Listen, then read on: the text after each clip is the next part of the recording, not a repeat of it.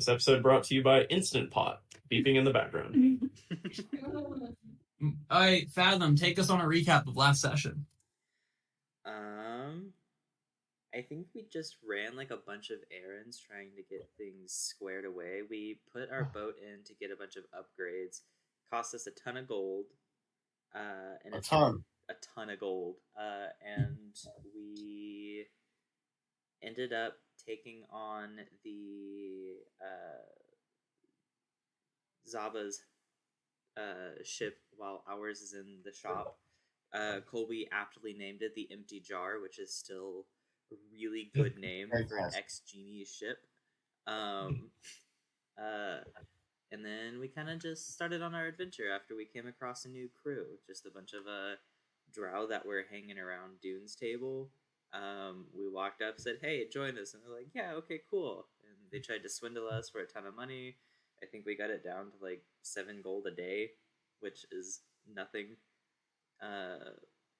Then we started on our adventure. Our wonderful navigator got us beached again. However, in his expert piloting skills, did not put us into the reefs, which is fantastic. We came across an open waters trader that Mako knew, and we got some cool stuff and traded a bunch of cool stuff, so now we're flush with cash again. Nice. And I think we ended after just making it to the islands. Yes. Yeah, so at the very end of the session, you guys were pulling up to some islands that seemed to stick out as potentially where you guys were heading. Brendan explained it like last time, but I'll recap it too. That these islands around here are very rocky, right? So they're large, like stone islands. They're no longer the like tropical beach that you felt back in Pharos. Actually, down here where you're getting, it's actually getting quite cold in comparison to it. Aetros is in the southern hemisphere, so you know that the further south you go, you're getting closer and closer to whatever our equivalent in Antarctica would be. And so it is definitely getting quite cold as you are down here. You guys will actually see little rockhopper penguins jumping from stone to stone as your boat's pulling up. And can I have both a perception check from our navigator and a driving check from our pilot as you guys are pulling up to a very, very rocky kind of coastline? It becomes very difficult to navigate your ship through this, especially the ship you're on. It's large and it's slow, making it a little bit easier to see things coming. However, it's very hard to, navigate around the rocks that are just jutting out of the the ocean here. Well, not to mess anything up, but get ready for this nat 20. I just hope it's a 1. It's a 1. That's cool. Why'd you say it? You got one. There you go, Laurel. Yeah, Laurel pokes his head up and goes, "There's a huge rock jutting out right in front of us." And Enna says, "Go frontwards into giant rock," and you do, and you just kind of hear just this horrible, just slamming, breaking noise as your ship just grinds up against a rock and going just completely through the front of the hull, before just coming to a very, aggressive stop. However, what you guys see in front of you, you see kind of up ahead of you guys, 2 islands, or you're in between 2 islands, such that you see kind of these really large stone ruins on each of the 2 islands, and between them sits a small island with some more ruins on it. There seems to be some semblance that a bridge might have used to connect everything to this small island, but at this point, there seems to be a broken bridge on each side of it. But yeah, that's where you guys find yourselves. Laurel, why the fuck didn't you tell me that there was a giant rock there? Yeah, that's really funny because I'm not controlling your hands. So I've done my job. If you told me that there was a rock there, I would have gone straight into the rock. You know what? I doubt that's the case. But you know what? We're here. So let's just figure it out. Can I look over? What's it looking like? What's that, Fathom? I wanted to look over the side of the boat to see if Inna hit any of the penguins. Yeah, no, there's no like floating, sadly dead penguins. Just the giant rock Sadly? that is jutting into you. It would be sad if you killed penguins. It sounded like at jutting this into point of your- death there were no dead penguins. Fathom said- was looking for dead penguins, Fathom 100%. was clearly looking for dead penguins. He wanted to talk to them. No, I can make them dance. No, Same thing. there's some penguins that are just kind of like sitting on the rock, looking confused why you would run your giant ship into one. I would like to get out of the ship and investigate the damage. Continuously cursing Laurel under my breath. Yeah, Mr. Carpenter, give me a strength check.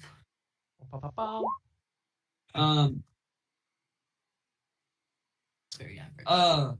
Yeah, you look at it and you're like, yeah, this rock's not supposed to be inside of our hull. And you're pretty certain about that. You feel pretty confident about it.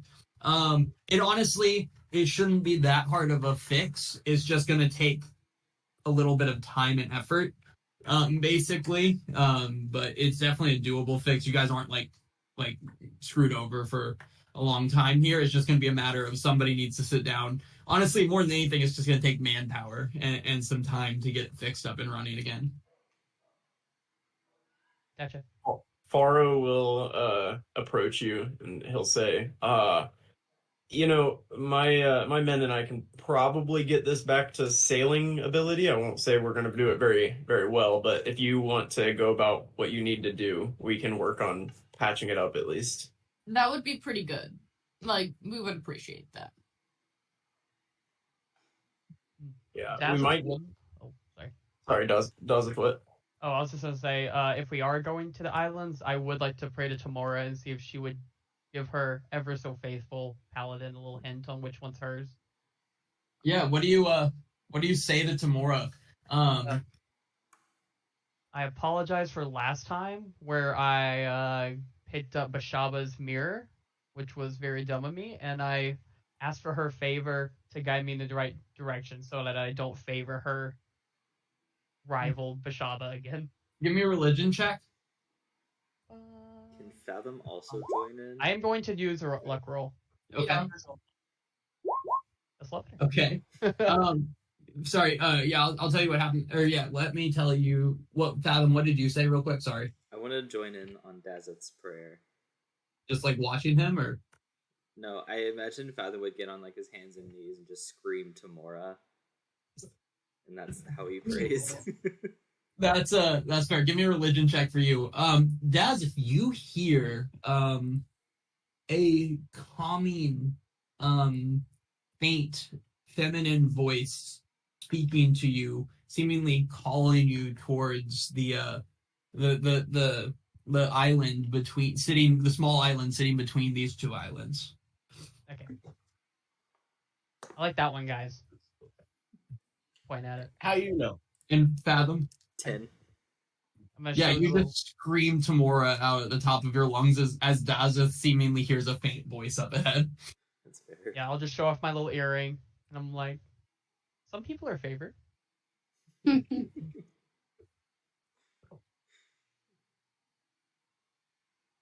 So, It's that one. are we talking this one or this one?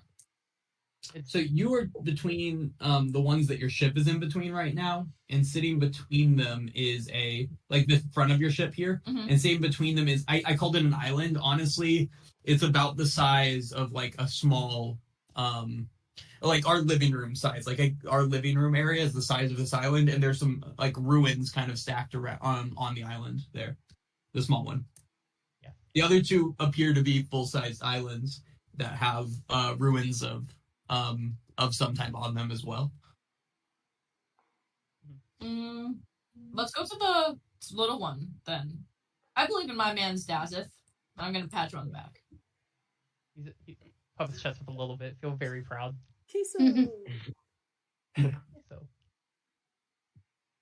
Is that the plan? Are you guys all just heading over there? Elena's gonna walk towards it or swim, whatever she has to do. Defina will grab Fathom by the shoulder before he leaves, and she's gonna say, I don't trust the Drow. I am going to stay back and make sure they don't off with any of your stuff or the ship. And make sure they actually work. Okay. And she's gonna like side eye them kind of angrily. I'm gonna put my hands on her shoulders and look her in the eyes. We have to work on your trust issues, but I understand. It's adorable. Is Calm Like Rain coming? Bug will stay behind as well, but Calm Like Rain, it looks very eager to get off the boat. Sweet. Also, before we leave, can I go and set up? I didn't say it, but I figured since it's in the shop, I would have grabbed my Hag's Eye. Can I set that up? I want to set it up with our stuff in the room, but like as close to the ceiling as possible, kind of like a surveillance camera thing. Definitely, yeah. You're definitely able to set that up, no problem. You're pretty solid with it now. Okay, cool. And then I will grab Calm Like Rain and we will follow the others. Yeah, the six of you guys kind of make your way over this little island. You guys, this ship does have a lifeboat on it, and that's probably your best bet so that Dazeth doesn't sink to the bottom of the sea. Also, this water's a little chilly, so it's not as fun to just go swimming in. But you guys make your way over there, the six of you, and there is a small island with an almost like a round set of pillars. Like you would think like Oracle at Delphi, that kind of look of just like pillars in a circle. Around just some, like, that's like the whole island. It just had these ruins in a circle. And as you guys kind of approach into these ruins, there's a large well going right up in the center of these. As you guys approach this well, you'll notice there is like an odd symbol etched into it at the base that looks to be like a twisted knot in shape. But yeah, this is kind of what you see in front of you right now. And then, Dazeth, you specifically hear that voice whispering from the well at you. As there's a voice in the well. Is it coming from the weird knot thing? Does that mean Tamora? I would know that I don't think it is, but I would Give me a know religion check. that. Unclear. I wasn't the best at remembering things, so it could be. Best at remembering things. But there's definitely and it's the same voice from before, correct? This voice has not stopped for you, and no one else hears this voice, but this voice has not stopped from you since you prayed to Tamora. And it's just kind of coming from in the well, like drawing you to come look over the edge. Yeah, this voice keeps telling me to look over the edge, so I'm gonna do that real quick. Does she know what the symbol is? Give me a religion check. Nope. Unclear. Yep. Yeah, Dazeth, as you look down into it, what is everyone else doing as Dazeth is looking into this well? Dazeth. Okay. Laurel. Y'all just standing back watching? Does Fathom recognize it? Maybe from like a story? Give me a religion check. Oddly enough, Fathom is proficient in religion. Unlike Death. Yeah. 15. Yes. 15? It again, it's hard to tell. Your best bet here, judging from the way the knot's twisted, the two strings making up the knot, one looks kind of normal and together while the other one looks a bit frayed. It seems like it could potentially be a symbol related to the goddesses in some way, but it's not one that you've seen particularly like it's not like a super one that's used for either of them very often. Okay. Dazeth, as you look over into this, you see kind of a glimpse of some something glittering at the bottom of it, flashing and shining like gold and gems do. You kind of feel your heartbeat start racing, and this kind of excitement, anticipation come over. That you find yourself just kind of looking over and further leaning in. And then a gust of wind rushes past you, and you hear this voice say, "Come, brave one. Take the leap and claim your destiny. The well holds wonders beyond your wildest dreams, but only the courageous may uncover them." Okay, guys, the voices are telling me to jump. So, yeah, see you on a bit. You'll see Daz is just what? standing on the edge of the well. You guys see Daz is It's just as it's trying to jump. I'm going to use my advantage and surprises to grab him. That's not how yours is against. Yeah, Dazith, you guys all specifically said you were standing back watching him. Dazith, you just see him lean over and then just go falling into the well, but you never hear a sound of a landing or anything of that nature. You just see Dazith disappear into the well in front of you. If we look into the well, what we see? It's been real. You see a deep, deep well with some glittering at the bottom, like golds or gems might be. I'm gonna climb down, spider climb. Yeah, you kind of grab your onto it and latch yourself in, and as you start climbing down a little bit, and then as you guys are watching, she just disappears. Okay, wait. This might not be a good idea. Fathom jumps in. That he can't explain. Yeah, Fathom, you jump in. Yeah. Yeah, Fathom just disappears, and again, no sounds. No one has heard anyone land. You haven't seen where they've gone. They just disappeared. And Mako and Laurel, you're still here. Mom. Really? Like Rain is just gonna look at you guys and like plug his nose and jump in like head first. Well, it's been a good life, and then Mako will go. Oh, Laurel, This is a way we get party wiped. you know, it's probably not acid. It's probably not. probably right. No, Morella's gonna put one leg over the well, and he's just gonna like slide in as if it were too cold getting into the pool. Yeah, Laurel, you feel yourself kind of like almost like fall into like a trance state before waking up, just standing in a room. All of you are there. It kind of feels like when you wake up from your trance state, you elves, or waking up from a really nice dream. Dazith, for you human person. You are inside this like mid-sized circular room here, and standing in front of you are 10 people. You see 5 just large lion people, glowing yellow robes, each carrying a kind of spiked yellow-green gemstone. Additionally, you see 5 men with blue faces that seem scaly, almost like a fish or a lizard might be, and these just soaking wet red cloaks that they have over their heads. They look almost as if they just walk out of the water. Around this room, you see statues and plaques of humanoids, seemingly from all different races and like quality and walks of life. Yeah, we could have died. But we trusted the voices in my head. So we're good. Yeah, that, a man walks forward, one of them in the red cloak, and he steps forwards and says, "Welcome, heroes. I see you have arrived to take on Our Lady's challenges. Step forward, and we will see if the twins deem you worthy or not." And a Whoa, steps whoa. What? What challenges? and a steps forward. And a no. Step forward, and we'll see if the ladies deem you worthy to take on the challenges. I know I'm worthy. Forward. Yeah, Anna, Daz, a step forward. What about the rest of you? Mako will step forward. Yeah, after the 3 of you step forward, this person in the red cloak goes. Bashaba chooses whom misfortune might befall, and thus serves to protect her followers from misfortune.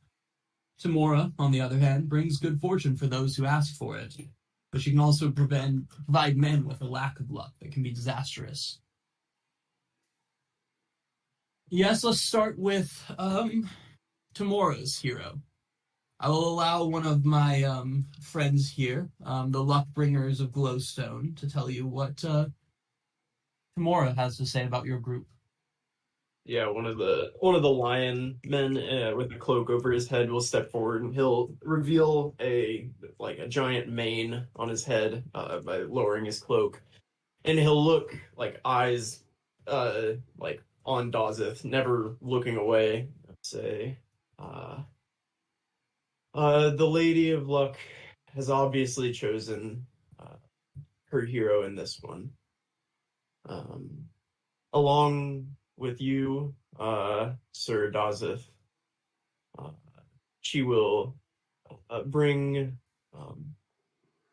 the elder elf over here, who has lived a long and prosperous, some might say lucky life. And in addition, who else does he point out? Larry. Larry? Laurel. Oh, okay. What's Larry? I feel like it's very obvious who Larry is. I like Larry. And the famed navigator and map maker, Sir Laurel. Me? Who I think has been wanting for some luck in his life and needs these challenges. You're damn right. The three of you will follow me this way. As he kind of starts trying to lead you away, you guys see a dark light fall onto Fathom's face, and the blue man in the red cloak goes, "So, Bashaba has chosen you then as her hero. It appears misfortune has been somewhat common in your life then." What? I can't And then see. he looks around and goes, "And I suppose these are your assistants," and points at Anna and Calm Like Rain. I'm with him. I'm gonna point to Calmer Like Rain. Inna, play nice. I'm your god now. Does this mean that I'm misfortunate, Mr. Lion? It feels, the feeling I'm getting from Our Lady is that you bring misfortune to others at a rate far beyond what anyone should. Yeah, I'm glad you get me. Her dad's also And like then- a raging alcoholic, if that has anything to do with it. I have daddy issues. We know that. It's fine. And then he looks at Calm Like Rain and says, "And you just seem unlucky enough to have followed this one here," and points at Fathom. Hey, Adam's my friend. Yeah, he'll kind of scratch his head, but like kind of nod, like, "Yep." Well, in a moment's time, the group of you will follow me. You, Fathom, and heroes of Bashaba will follow me, and the heroes of tomorrow will follow my dear friend there.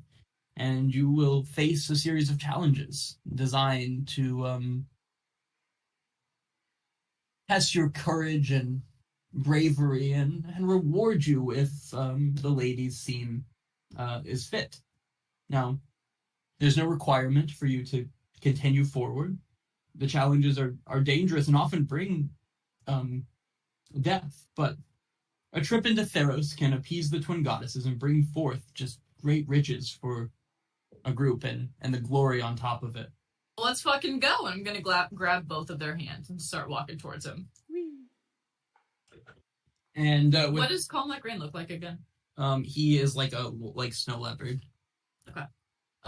With this guy walks forward and he goes, "I am of course one of the red wizards of Thay. So I will be leading this group of Bashaba heroes. So come with me." And he will turn and open a door off to the side and say, "I'll follow you." Is the rest of the group still here? Or Yeah, so at the same time, a Luckbringer is bringing that lion person, is bringing them over to a similar door on the other side of the room and opening it and offering them to move forward into a separate door. Bye, guys. Don't Hello, die. guys. Yeah. Make sure Mom makes it out alive. Yeah, I'll do my best. I think she's Look supposed out to for do that each for us. other. And with that, can I have Fathom and Inna follow me to the lounge room? And we are going to break up for a little bit. Oh my goodness. I love this. I don't know how to go to the lounge room. You just Click on lounge. and then confirm. Where was the lounge? Like that. You have it in full screen. Just click on that first. No, just click on that. I don't And then, where's your border? There you go. Lounge. Got it? You got it, Fathom? Oh, I'm excited. Cool. We're getting Bashaba's perspective on this. Oh, Marshall, your video didn't come back on. Also, the only thing that Will told me about this session was that you and Fallon are going to have a lot of fun. And then Laurel, Mako, and Dasif will have a lot of fun. But separately. I don't and I like was being like, what separated. do you mean? I don't like being separated. No, I don't either. It probably won't be an issue, right? It is good we put a healer on the team with someone who gets killed a lot. Oh, I'm not a healer. And Calm Like Rain is not either. I have healing but word, you and that's guys, it. you find That's enough. yourselves in. Oh my goodness! I just realized, how are we going to do these maps? Oh no! What? 1 second. Y'all wait here. Oh, that won't work. Oh. Oh, are there different maps? No. Oh. Real quick, B, can you hear me? Okay. B, can you hear me? Brendan? Oh, it's because your sound's not in there. Okay. Can you hear me, Brendan? Yeah. Yeah, sorry to interrupt. So, I just realized something that's going to be a problem is we can't have multiple maps open at a time. So I'm going to start with part 2. If you'll start with part 1. Yes. Does that make sense? Yeah. Cool. Let me know later things. Cool. Okay, bye. Let me know later things. I guess. Didn't think about that. Nope, we did not. Let me just... I also don't know how this is going to look on the recording because I can't share my map. Yeah, so... Oh. Bubble. Yeah, I just realized we're supposed to have you guys on maps, but we can't have you guys on separate maps at the same time. So, oddly enough, this is where you find yourselves. You guys find yourselves in and it's the 3 of you, and Calm Like Rain is there with you. You find yourself in a room, a small room, with a statue of Bashaba standing there. The statue has 3 outstretched hands. Each hand holds a stone with a different color in it. There's a pink one, a purple one, and a black one. The room is otherwise empty except for a door that is on the other side that has a chain across it right now. Is our leader still there? He's just standing back behind you and watching. Okay, so I call dibs on the purple one. I thought you would want the black one. No, I like the purple one. It matches my skin tone a little bit. I'm part Drow. Yeah, but like, you're all like death. Just because I'm all death doesn't mean I like black enough. Mr. Lion Man. What? He's not a lion. What is he? The blue-faced guy with the red cloak on. Mr. Cloak Man. What are we supposed to be doing here in this scenario? I think we're supposed to. I'm not to help you have a challenge in front of you. I'm gonna go inspect the 3 stones. Give me an investigation check as you go up and look.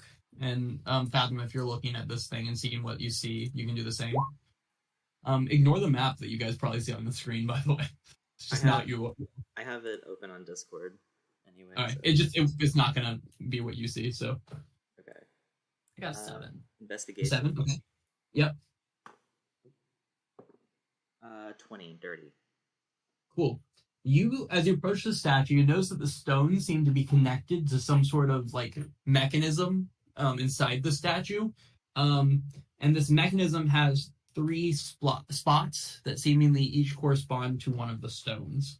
When you walk up and you kind of see these slots, you find that each one has each of the stones, has a different symbol carved into it.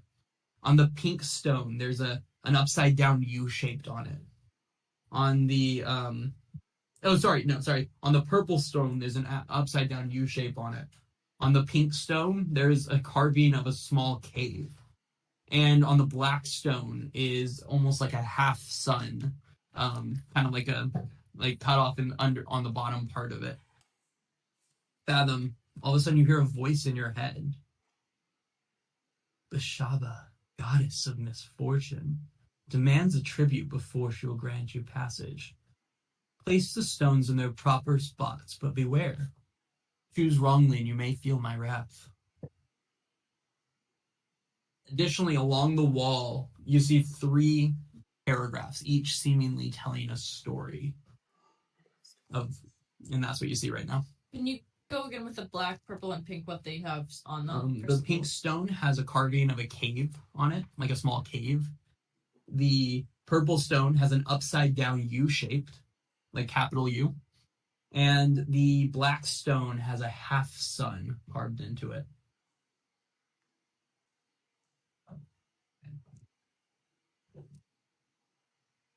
And Comlek Rain's gonna go, so are there like instructions for this, or? We gotta put them in the right order. I don't know what that means, though. Well, why don't we just go read what the little paragraphs say? I'm gonna go over there. Does Calm Like Rain have dark vision? I think do Tabaxi have dark vision? I don't know, because I don't think D&D cats, like, as a species, have dark vision, but I don't know if Tabaxi are similar. Yeah, I don't think they... Oh, he has dark vision, yeah. Okay, cool. Never mind then. But it's not a dark room here right now. Okay. But, yeah, that is what you, see. What do the paragraphs say? So there's one on the left side of it, one in the center behind the statue, and one on the right side, and they're all just like lined up on the walls in the back. Do you have a specific order you want to go in? Just left to right from where we entered, I guess. Okay. The first one on the far left says, Vashaba and Tamora were each formed out of the Great One, Taiki, who split during the Dawn Cataclysm. Upon arrival, Tamora was overconfident and malicious, leading to a fight breaking out between her and Tamora. A fight that has and will seemingly continue for existence. And I'll put that in the chat. Okay, that's good.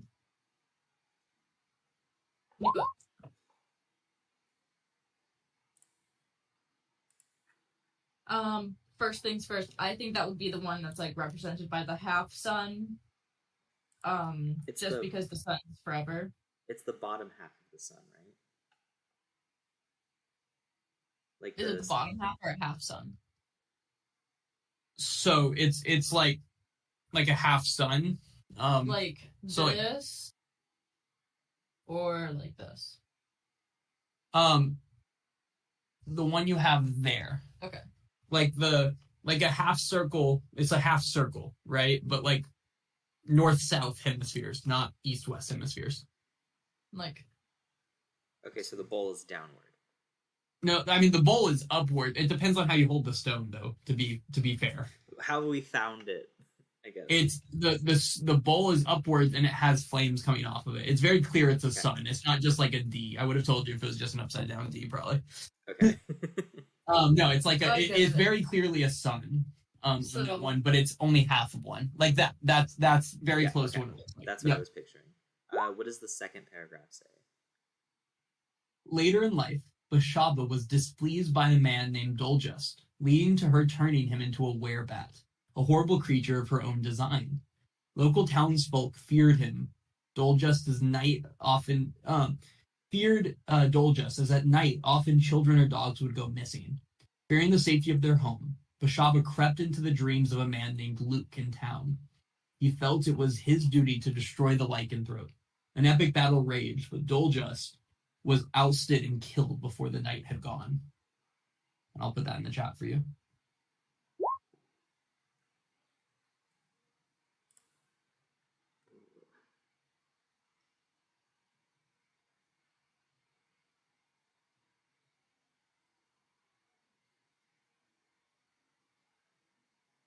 Maybe that could be the cave. Yeah, and then what's the last paragraph? For a time, Bashaba was said to have fallen in love with Tempest, a dwarven man who had stumbled upon her reflection in a pool in some random field of his homeland.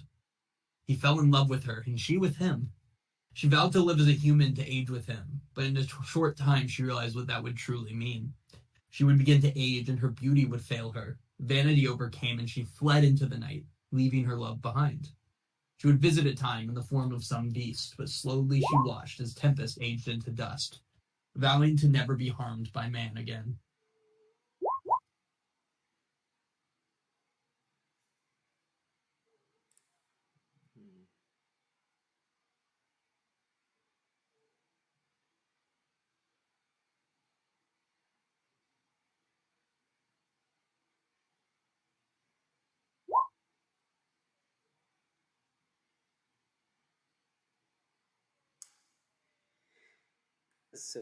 So the last one is like an upside down U.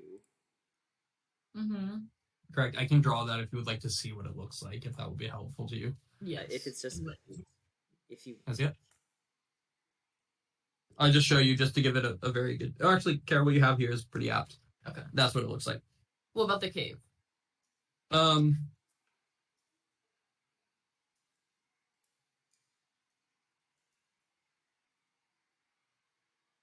Something like that. A little bit more jagged. The cave, a little bit more jagged. The U, the thing above it and to the left of that. Okay. And then the sun, you guys already got what that looks like. So we're supposed to put them in order. So I think for the far left is the assuming it's like a chronological order from left to right, and that's the order we're supposed to put it in. It would be sun, cave, and then the upside down U. Yes, I'm pretty sure the sun would go for the first one, which would be the black one, just because it says the dawn cataclysm. It's forever. It's continuous. And The second one makes bat. Because he turned him into Bashaba turned the guy into a were bat. Bats reside in caves. There we go, Marshall. And then the only thing I can think of for the last one is that an upside down U kind of looks like a gravestone, to some degree. Oh, that's good. I was thinking like the reflection of a U would be like a face, and then you turn it upside down. But yours is better. Yours is better. Okay, so it would be Fathom, black, pink, purple. Yeah, Fathom would put them in that order. Sun, cave, U. Let's have me do it. That way you don't get hurt. I am the god here. I was chosen by Vashaba. I do. But you die in like one hit. I'll come back, I think. Maybe. We'll see. I can't heal you. Okay, so you walk up to it and do what? And from left to right, it's pink, purple, black, right? Mm-mm. No? On the far left, it is black, which is that sun. Okay. Middle is the cave, or pink. And then purple or the gravestone is last. Oh, wait. So it's already in the order. No. I don't know.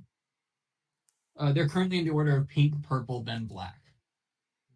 Purple, black. Okay, so that's what I needed. That's what I thought. So I'll move the black one to the furthest left. For the half sun, I'll put the pink in the middle and the purple to the far right. Mm-hmm.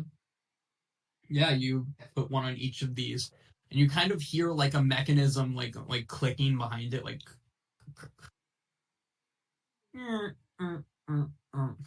And the statue kind of like his head drops down onto it, and the chain falls off the door. Oh my god! Woo! I'm gonna high five everyone. Woo! As you guys are like high fiving, get all happy and stuff. Right behind you, Fathom is the he's a Triton, by the way. If you guys are wondering, like a mer person. I figured because you said a fish, like a scaly fish person. I'm like, oh, they're not sea elves, so it has to be a Triton. Not like the fish guys you guys fought in Prodmont, but he's a Triton. All of a sudden, he's like standing right behind you, like, good job, hero of Bashaba. Ah! Oh my god, where did you get there? Thank you. Can you put a bell around yourself so you don't surprise me again? You've made the goddess quite proud. Shall we continue on to the next challenge? Yes. I'm gonna grab Inna and Calm Like Rain's hands, and I'm gonna like swing between them. Have a piece of paper, please. Yeah. Oh no. Yeah, Calm Like Rain is gonna give you a big hug, tell you he's proud of you, and then look at Inna like this is a competition, and then continue moving. It is a competition. I don't know what to tell you. Oh shit, someone's using an angelic bow over there. Oh. You guys walk into the next room, and you find yourselves in the center, or relatively in the center, of a a relatively small arena. The arena is 100 feet in each direction, so like a 100-foot diameter Radius? circle. Or Not diameter? diameter, 100-foot diameter circle. Damn. And you guys are just kind of find yourself standing here, and the wizard says, "Good luck with your next challenge, and may she decide misfortune should befall your enemy and not you." And after he says that, he kind of just takes a seat. He's the only one in the audience watching this. Inna draws her weapon. And you turn and see, let me describe it. This horrid black cloaked creature with this dark, ugly, wretched face staring at you, arms outstretched. And he is going to look at you, Fathom, and go, "And can I have us roll into initiative?" How we're going to do it, just tell me your rolls. We're going to go old school D&D, and I'm going to explain to you guys with words what's happening in this fight until we get a map ready. It's Oh my theater God. of the mind. Just didn't know it was possible. What is my Let me get some dice ready. Ooh, nat 20 for a 24. Nice. Hey, well, I'm gonna get advantage, so let's do my sparkly ones. 2 nat 1s. Okay, A so 10 and 11. Fathom 20, you got 15. an 11. I got a 15. Oh, 15. Can I have someone roll for Calm Like Rain? I I'm got going to it. add something to it. Let me 18. Okay. I got 18. Okay, fine, you win. An 18. Yeah. All right. And then I just think as his fictional boyfriend, I should roll for him. Honestly fair. okay. I'm nervous. My hands are sweaty. I'm nervous. Yeah, it's just the three of you alone in this room facing this just horrid cloaked creature. And let me see, this is gonna be so the turn order is gonna be Fathom, then Calm Like Rain, then Enna, then the creature. How did I almost go last? Everyone rolled pretty solid. Right? So you rolled a 15, and that was in the middle. As you are so Fathom, as you're the first one to go, this creature is looking at you just straight in the eye. And can I have you roll me a con save, please? Specifically a saving throw. Oh boy. Not my greatest. 13. Okay, cool. Anything happen? No. Okay. He has really gross eyes, though. He has what? Really gross eyes. Fathom will gag a little bit. You are currently where you're standing. You and Inna are next to each other, and Calm Like Rain is slightly behind you. This man stands about 35 feet in front of you right now. Okay. I'm gonna just use my bonus action to roll on my spirits table real quick. Okay. For a 2. Tale of the Renowned Duelist. I make a melee spell attack against the target. On a hit, the target takes force damage equal to 2 rolls on my bardic die plus my charisma. That's a fun one. I haven't gotten that one very often. I'm gonna go ahead and use it. I'm gonna pull out my rapier and I'm just gonna go Unguard. So a melee spell attack. What is my spell modifier? 6. Yep, all right, plus 6. We'll see it. 18. 18 appears to hit this thing. Okay, so 2d8 plus 3. Yeah, 2d8 plus 3. Where's my other d8?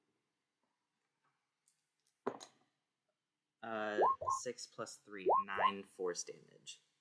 Okay. Yeah, you just kind of strike this thing and the kind of shoulder pops back slightly. Can you describe the monster again? On your turn again. Yeah, that's fair. And then Anything else happen? Back up 10 feet. You'll back up 10 feet? Yeah. Get behind Okay, so you should be standing about 45 feet away from him. So you're now standing next to Calm Like Rain. He's directly at your side. Okay. Actually, I'll back up another 5 to get kind of... Another 5? So he's slightly in front of you? Yeah. Okay. Inna, you are not next. Sorry, Calm Like Rain's next. Calm Like Rain is going to look to you for direction a little bit and say,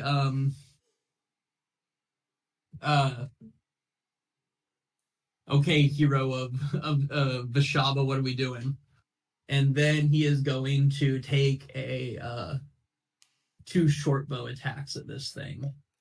Is that Boba? Oh, he gets I made it myself. He gets 3 short bow attacks because it's his first turn. He gets 3? Yeah, because of his abilities. I'm looking through them right now.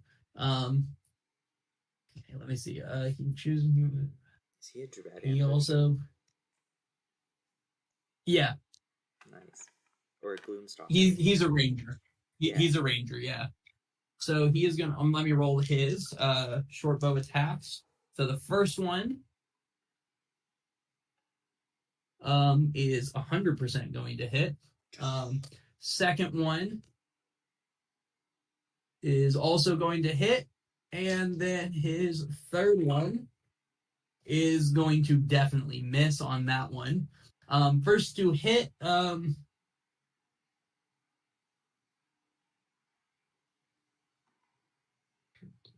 he deals an extra 1d8 on top of it for his first turn in combat.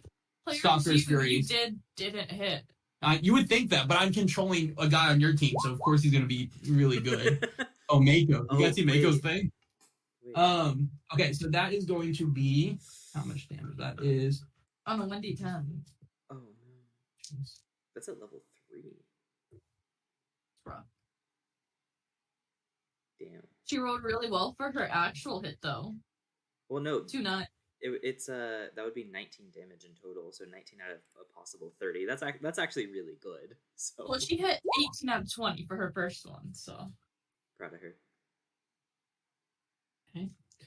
You see, so Calm Like Rain shoots 2 arrows into this guy, one into each of his shoulders, and these are solid hits. The third one misses, but these seem like solid hits. However, the arrows just go into him and then kind of wither into nothing after they've stabbed into him. But they definitely made contact and stabbed into him good. And then Calm Like Rain goes, now what? I actually have good one hits. more thing I needed to do. And he is going to. Yeah, he feels good. He goes, his eyes are ugly, and then he rolled a nat 20 on something. Inna, roll me a con save. Specifically a save. You're good at these, right? Yeah, I think con's like the one that I don't have advantage on, which sucks. So I have advantage on like 3 of them. Such is life. Okay, yeah, nothing happens. Oh, thank God. However, again, his eyes are they're just disgusting. So I'm gonna run up to the left side of him. So you are currently standing 35 feet away from him, so it would be 30 feet to get next to him. Okay. He is this ugly, dark creature wearing a black cloak. Humanoid looking, wearing a black cloak. Okay. I'm going to bonus action rage. I'm gonna take that off. And then I'm going to look him down and go, who the fuck do you think you are? And 20 damage on that first one though. What? 27 will hit. Okay. Well, 20. 20 also seems to hit. I got max and min damage on that. Why is it that strong? I'm confused. Strength plus... Why is it 4 times... Wait, 1d12 plus 4 plus 3 plus 1, yeah? Yeah, because I'm a fucking god. So that's really nice for me. and I will take 29 damage for that first hit. And that was min on the second one. It could have been 40 maximum damage. min is wild. And that was with your big fancy new axe, right? Obviously, it was with my big fancy new axe and its magic weapon. Yeah, you slash into this thing quite nicely. And anything else? Yeah. So I would like to expend a charge to cause it to bleed. So it'll be one of the charges. Mhm. It must make a con save. Okay. 15. Fine. Does not bleed. No. Okay. Anything else? No, that's it. No Okay. one's failed my thing yet to really take damage. It's fine, but like, No, I just don't know what to tell you. The officer failed one last time. He failed one. one. Is something? It's something. It's something. You know, Okay. win is a win. Fathom, does a 16 hit? Oh, 100%, yeah. All of a sudden next to you, you see this kind of small, slimy clawed creature looking at you, and he seemingly appeared out of nowhere, and you're certain he wasn't there before, as he takes a slash at you, dealing 5 piercing damage and 4 poison damage. And can I have a con save from you? Oh boy. Also, you take 5 necrotic damage. Honestly, you don't like being close to this guy. He feels gross. 10. It's a bitch move. What'd you roll? 10. Okay, yeah, you're good. Oh, okay. Barely, but you pulled it out of that one. I only have a +1 to con saves, and that's only because of Jack of all trades. That's fair. That's fair. Okay, and that's his turn. And now the other thing. Now the creature in the black cloak. Who was the other guy that just went? Something that appeared out of nowhere next to Fathom and took a slash at him. The next thing is Anna, take a or make me a con save.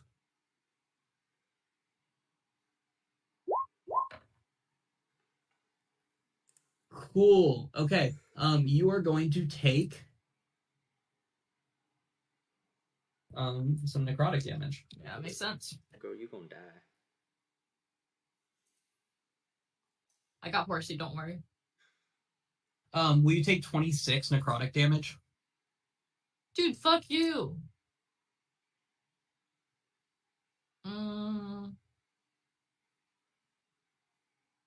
All of a sudden, I'm at half health. And literally, he just turns and looks at you, kind of cocks his head and just stares at you, and you feel your body just kind of crumple a little bit inside of itself.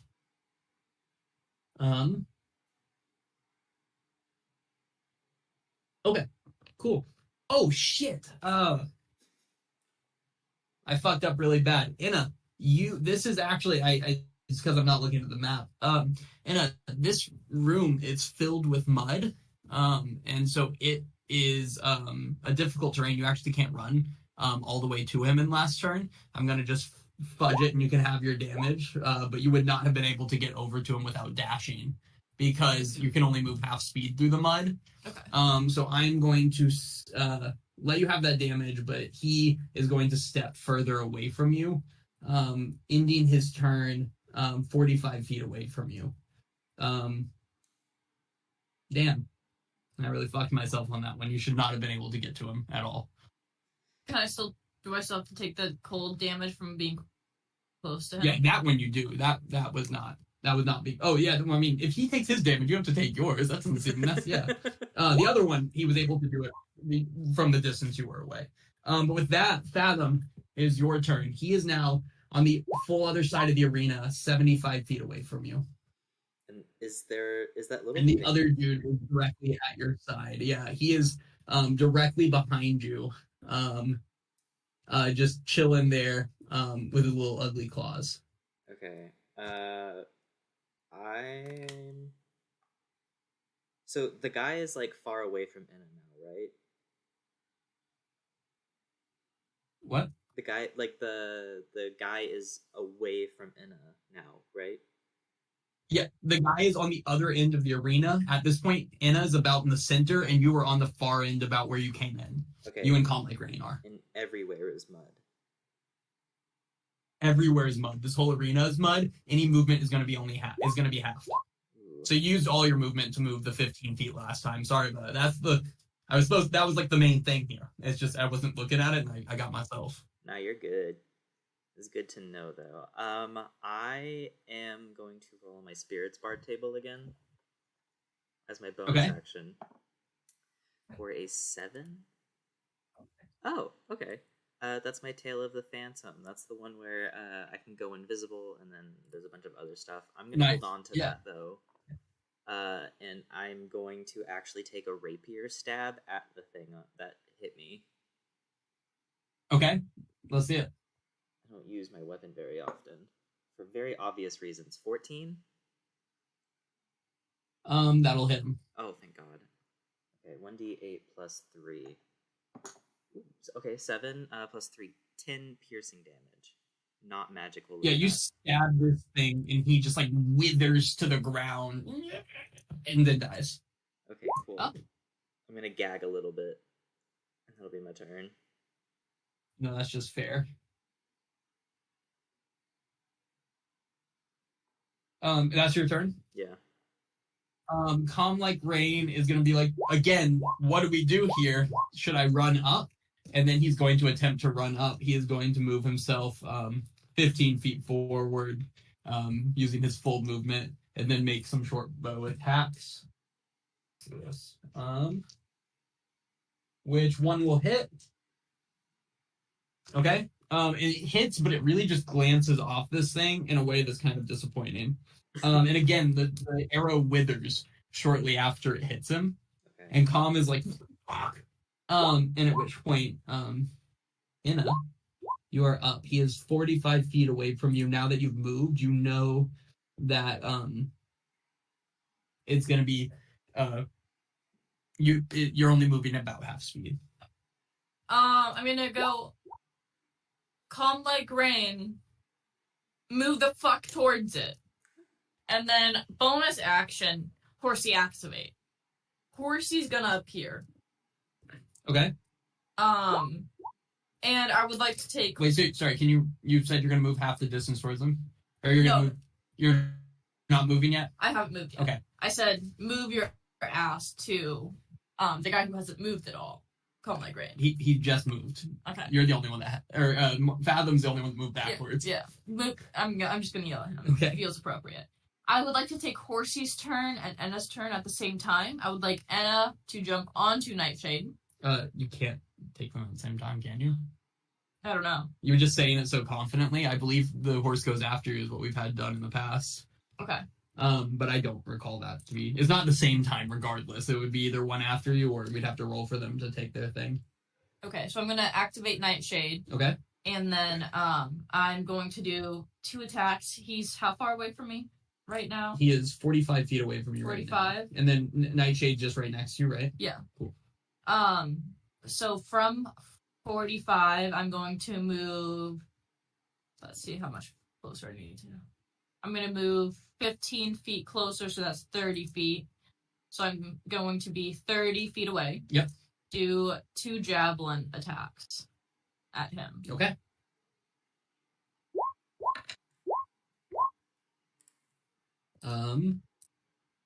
The 15 will hit. Okay. For 7 damage. Yeah, your javelin does the same thing. It hits it and it just withers into nothing. I figured I would try though. That was all my javelins actually. Right. So, well, the first one didn't hit him, so it's still technically regatherable. Okay. That will be Enna's turn. Cool. You take 5 necrotic damage. Again, you just felt like, is that last step you took close to him? It kind of, you felt this disgusting feeling. It's not, that was, Mako was like, no, you don't roll a save to it. You just felt disgusting being near him. How are you 30 doing, feet. by the way? I'm 30 feet close. Not great. With all that necrotic damage over there. 23 HP left. How much do you start with? 59. Damn. So you're taking 10 plus the 26. So then I'm going to go to Nightshade. Okay. Nightshade is going to pick Anna up. Is that okay? Yeah.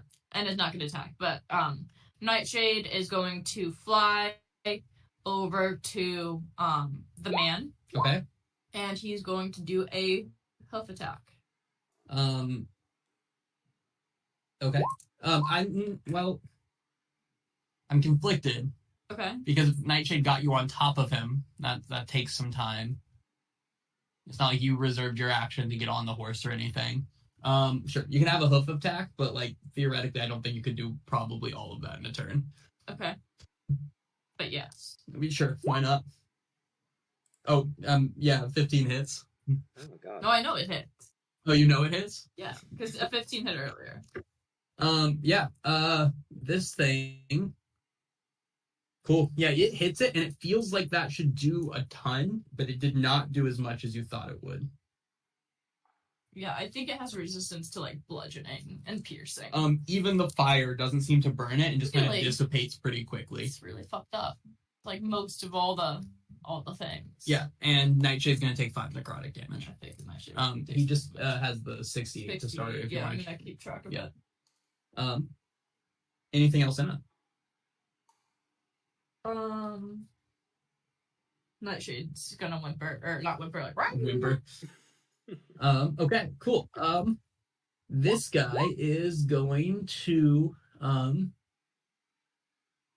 again look at Inna, and Inna, give me a con save.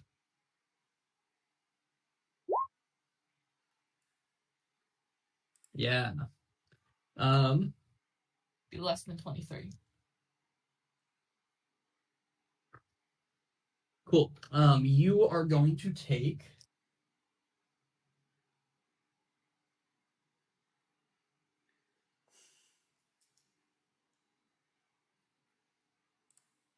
25 necrotic damage as you just crumple before you. He again just stares at you, and you're like kind of way back right now, Fathom, and you just watch this happen. He just stares at him, and and then Inna just crumples to the ground, unconscious.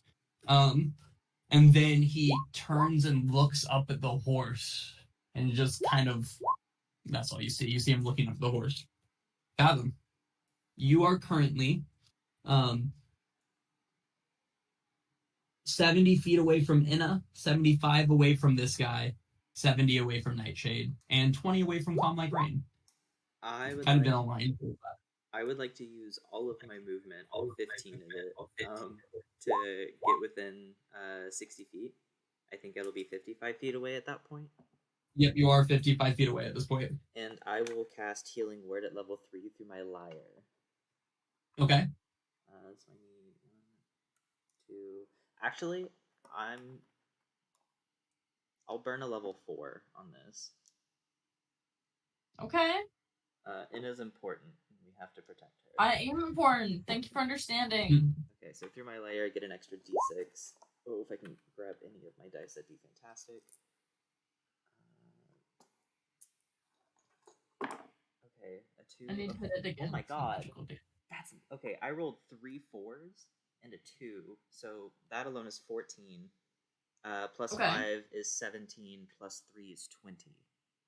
You said 14 plus 5 is 17? Or no, That's 21. 14 plus 5 is 19, plus 3 more is 22. Sorry, 22. What? I'm stupid. 14. Yeah, 22. You get 22. Hard. Awesome. I got Nicely excited. done. I got excited about all the 4s. You tried No, to that's pretty solid, Fathom. say you had less than you did. You did great. Oh, Colby. That luck point, though. Nope, that wasn't yet the luck point to get the 10. What's the D4 though? That's a Was a 15. bless. That's a 15 for common. True. Anything else, Fathom? And then I'm gonna call the dude ugly. Yes. Okay. He is. Vicious mockery. Can I get a wisdom save? Yes, you can. 17. Yeah, 100% passes. Nothing happens to him. Yeah, he lets out like a hiss at you. And with that, then Calm Like Rain is going to move another 15 feet forward, then make his bow attacks. Can I use my reaction to yell at him, don't get too close? Yes, you can. Okay, I'll burn my reaction for that. Cool. He is at the end of his turn 45 feet away from him. One of those will hit. Dealing max damage. Okay. Theoretically, it should deal 11. But again, the arrow strikes him and withers away. Does it look like the arrows are actually doing damage or just hitting him and just withering? You can ask me that on your turn, and I can have you roll for it. Fair point. Inna, you are prone on the ground. This thing has stepped slightly back from you, but you are prone on the ground, but back with 20. Am I on Nightshade? No, you would have fallen off, going unconscious. So I'm how far from him? Falling off Nightshade, you are 10 feet away from him. You can definitely move up close if you want to. Oh, but actually, can I have a con save for you? Because you definitely see his eyes starting your turn near him. Do I notice that it's his eyes I need to look at? You can't really avoid it. I just need a con save. 16? Cool, you're fine. Finally. About damn time. What is a flail tentacle? Tentacle that goes... I don't like it. I'm going to go... First of all, does he have any weapons in his hands? No. I'm going to go 10 feet. So it's half your feet to move up, half your movement. Yep, I've got 20 feet. Do you have 40 normally? Mm-hmm. Okay, so you have 10 feet of movement. Yeah, you could get next to him. I'm going to get up there and rage again. Okay. Do the 25 hits. Damn, that's so unfortunate. Doing 15 damage, and then I will use a thing. So I need a con save. What are you doing? I'm gonna do a charge. Oh, so I need a con save. If you could fail it, that'd be really nice. A 10. Yeah, you failed it. You're gonna take. Yeah. I think it happens on his turn again. Yeah. But I'm gonna roll it for now. It worked. It's not how it works. Can I re-roll it later? No. If you said you were using it, what'd you roll? 1. Okay. Well, that was your choice. You got this, Anyway. Thanks, Marshall. Anything else? I'm going to jump on Nightshade. You do not have enough movement left to get back. Okay. Okay. You used your bonus action and your action. Yeah. Okay. That's enough. Yes. Nightshade is currently 10 feet away from the guy. Or 15 feet away from the guy, technically. But did it look to Nightshade like his hoof attack did anything last time? Nightshade's a horse, so give me an intelligence check from a horse. The same. Feels like it hit him. Definitely, he made contact. He felt a solid hit against this guy. Okay. He's going to do a hoof attack and attempt to pick up Enna.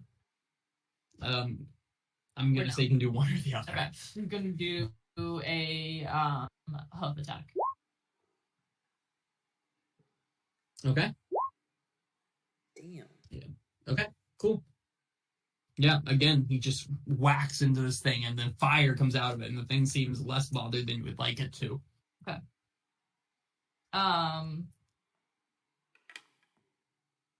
It is going to fly. So it's 40 feet away from him. Cool. As he flies away, this thing is going to attack him.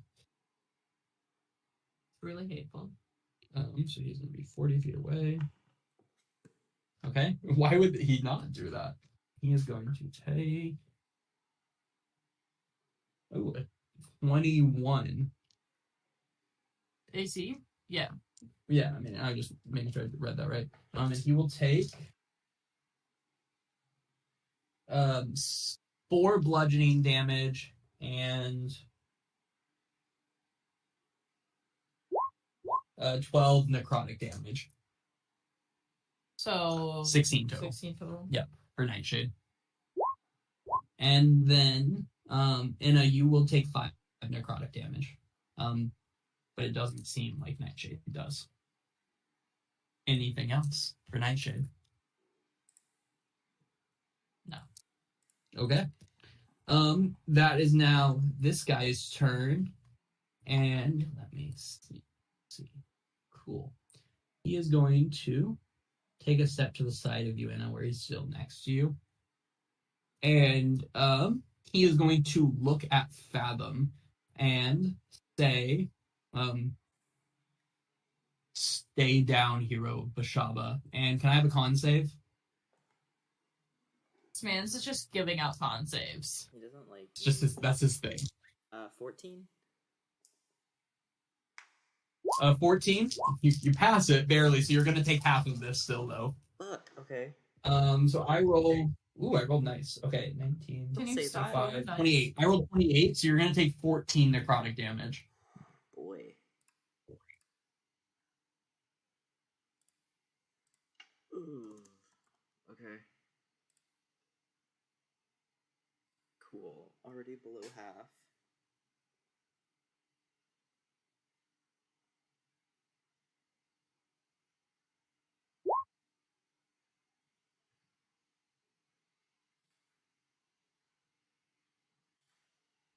Okay.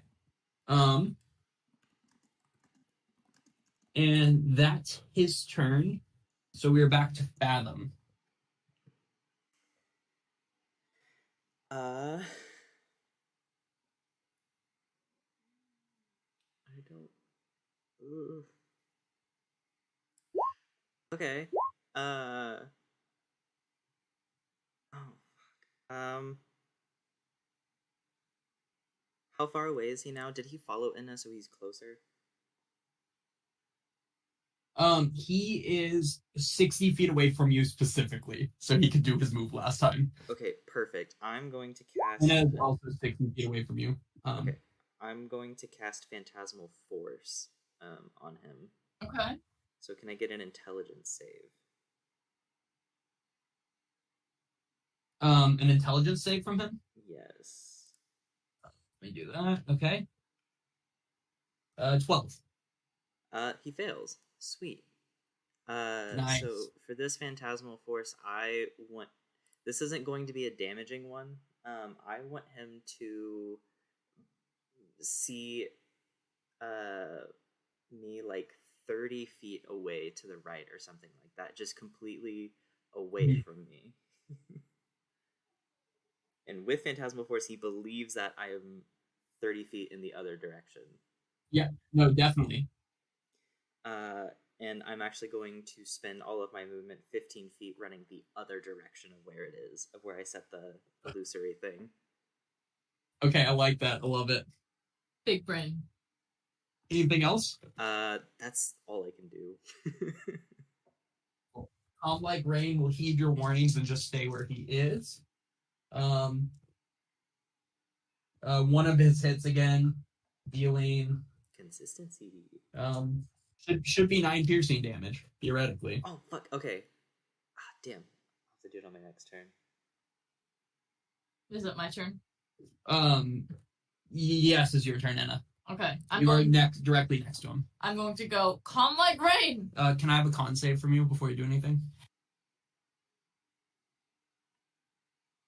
I'm going to use my inspiration. Okay. So we just take the higher of the two? Yeah. Didn't matter, but that's okay. 20. Yeah. So you would be fine. Okay. I was just worried that I'd get down that turn, and I really didn't want to get down. Calm like rain. Use a magical weapon. Not what you're doing. And then just casually bring out his magic weapon. He's chilling. I'm going to use Reckless Attack and do 2 at advantage. Yeah. Would you describe to me how this thing dies? Yeah. Okay. Thank you. Thank you very much. I would like to cut him shoulder to hip. And then I'd like for it to go clean in half. And at first you're like, oh damn, did she even hit him? But then with my net 20, you just see the top half slide down his body. Yeah, as you slash through, you're waiting for that really satisfying thing of just slipping to the side, but it just dissipates into nothing and the cloak just falls to the ground. Way to kill the mood, Willio. I'm sorry. It's just specifically he has a way that he dies. It's not. We rarely have creatures that die a specific way, but he has a specific way he dies. I'm glad I used my inspiration just in case. Yeah, and with that, you guys just hear in the back. Can we have What do you want? a potty break? Yeah, let's take 5 real quick, and then I can explain what happens next. Sweet. Okay. BOB.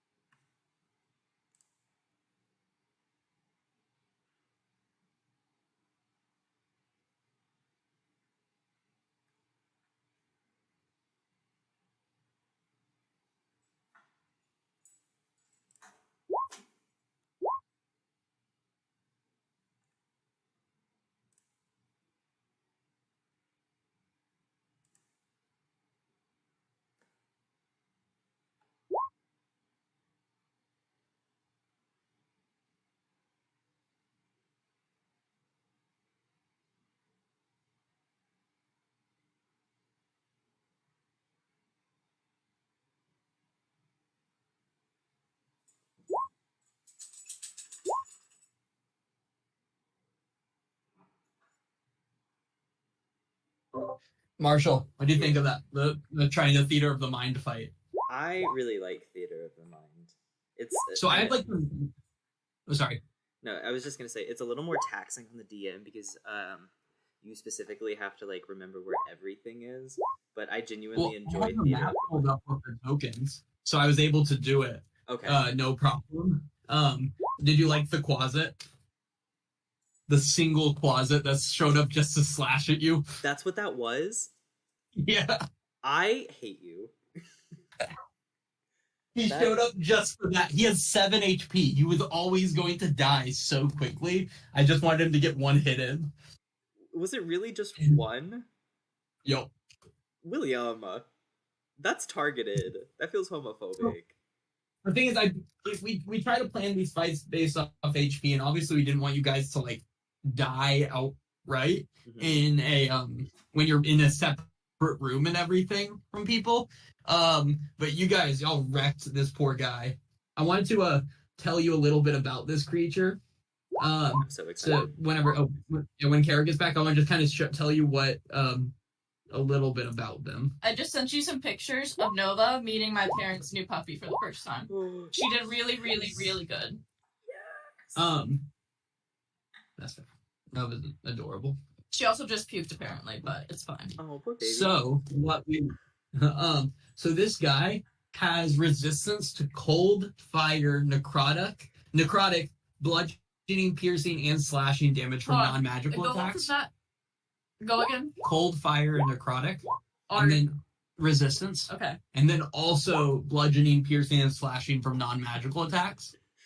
He also has immunities to lightning and poison damage, and condition immunities to charmed, frightened, and poisoned. One of his things was the Aura of Annihilation. Basically, if you end your turn within 30 feet of it, you just take 5 necrotic damage.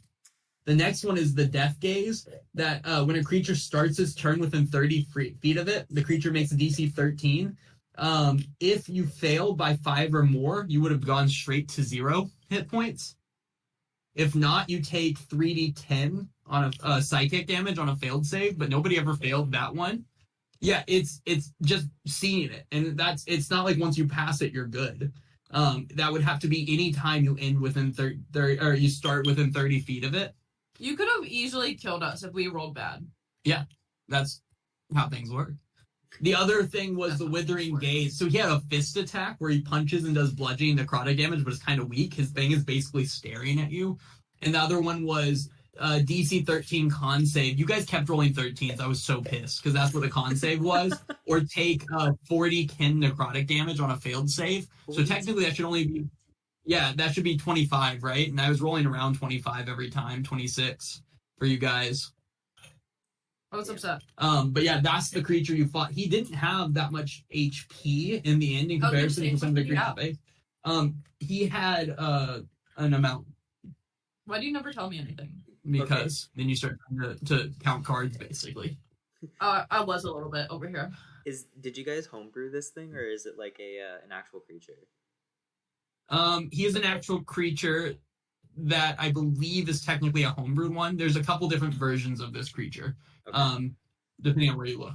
Are we allowed to know? Because I am very curious. Give me a religion check. Fathom's proficient. Never okay, mind. champion. What do you roll? I rolled a 6. Okay. I feel okay. So I switch out my dice a lot, and I feel like that does me really well with my rolls. However, religion always escapes me. I don't with Geth. I don't think I've ever rolled above a 12. Yeah. And Stop playing religious characters. That's fine. Fathom's He's not religious. What went through Fathom's mind when Bashaba chose him?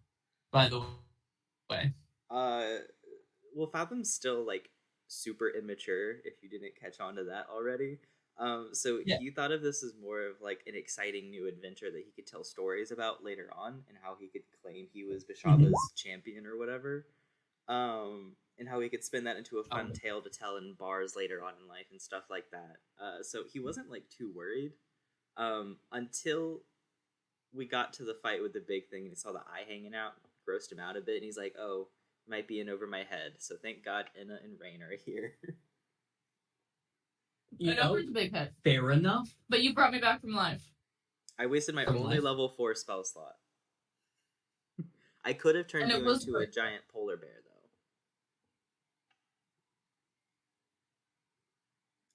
Next time. How can we get you both?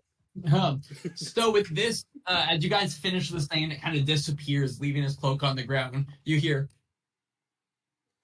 "Well done, hero of Bashaba. But we must not wait. There is one more challenge for you to face." Can we do like a little rest before we go? No. Oh. Come on. And he'll motion for you to follow him. I will trudge through the mud, very determined. I'm going to go on horsey. Yeah, you don't want to go in the mud. I got a horse, dude. So how does the horse work as far as like how long he's here? 24 hours. He's here for 24 hours? I'm pretty sure. Hold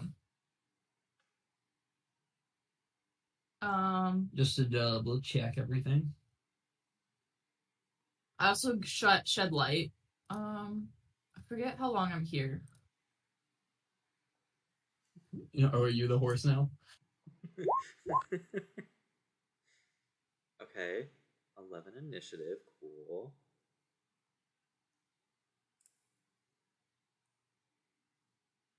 What's it actually called? A nightmare. A nightmare.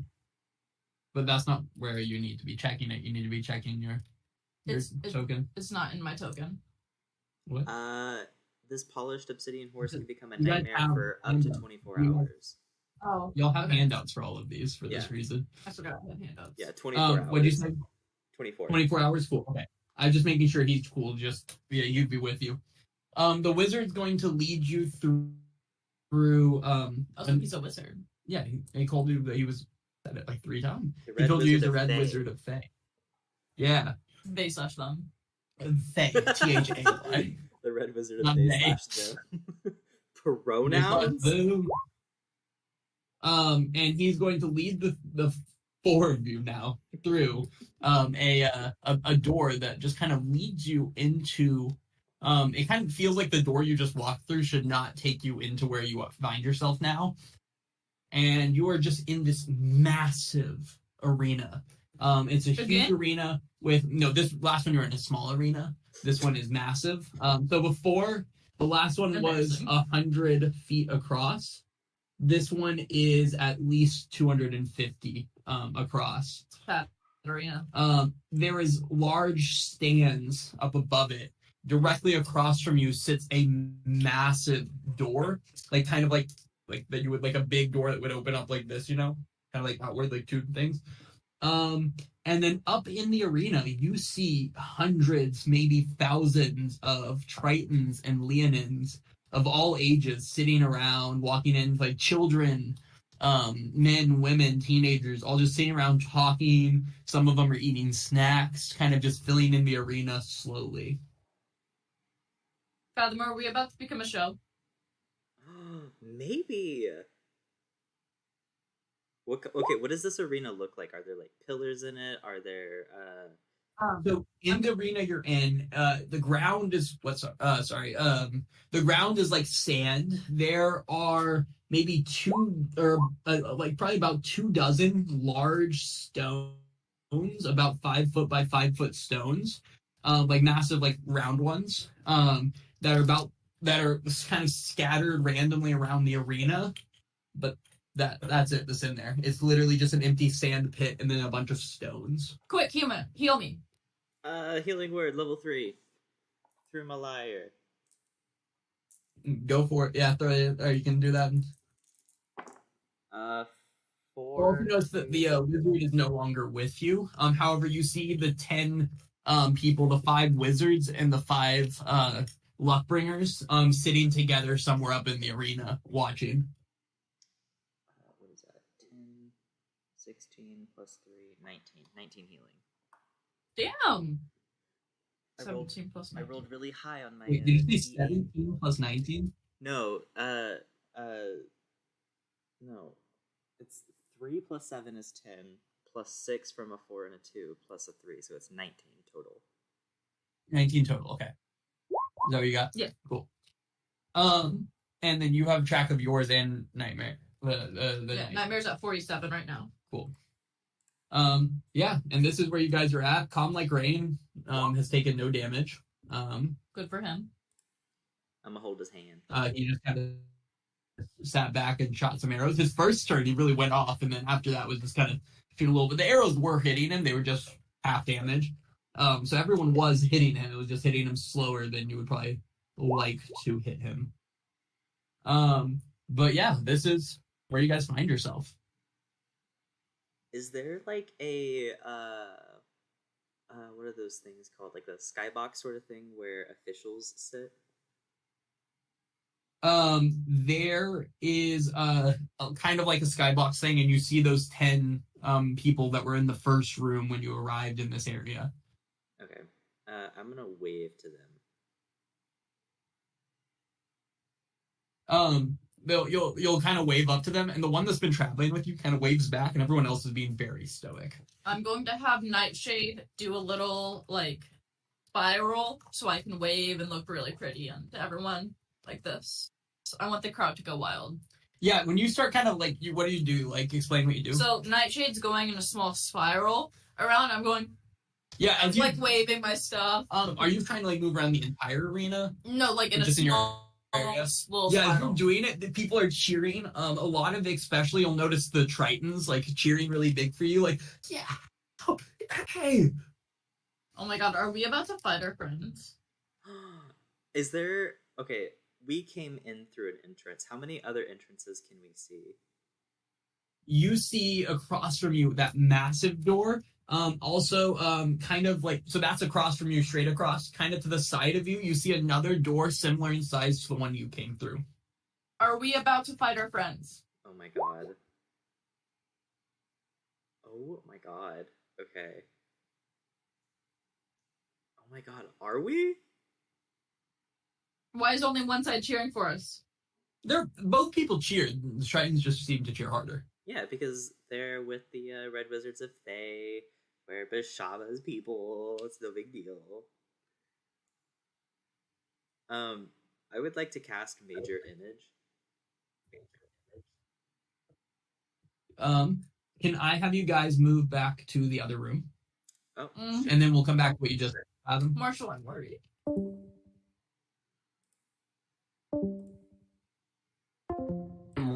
Ready.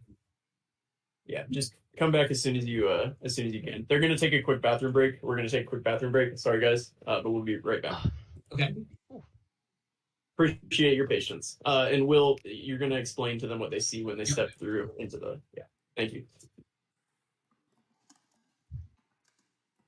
Nova won't eat steak.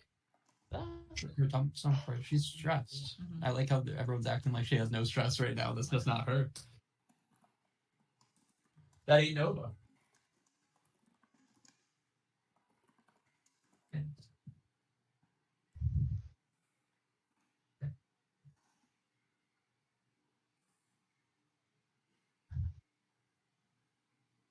We'll get to that in a minute.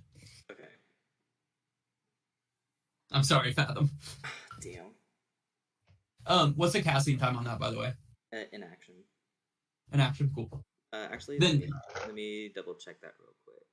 I'm pretty sure it's in action.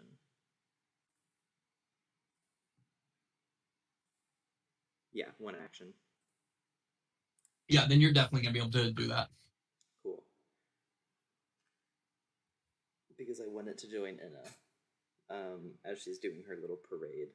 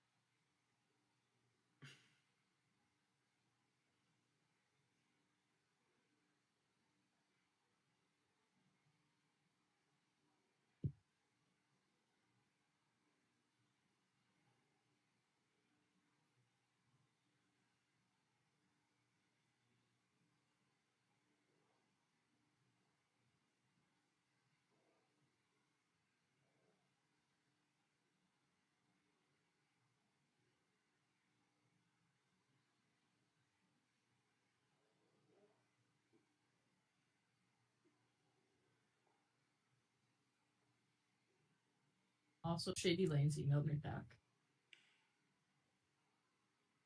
Okay. I don't know what that is. The seller. Yes. What did they say? Are we not considering Yeah, them? Shady Lanes was the one we weren't doing. Okay, cool. I'm not worried about it. It's French Valley is the one we like. Yep. I got those two confused. Sorry. You're good. Yeah.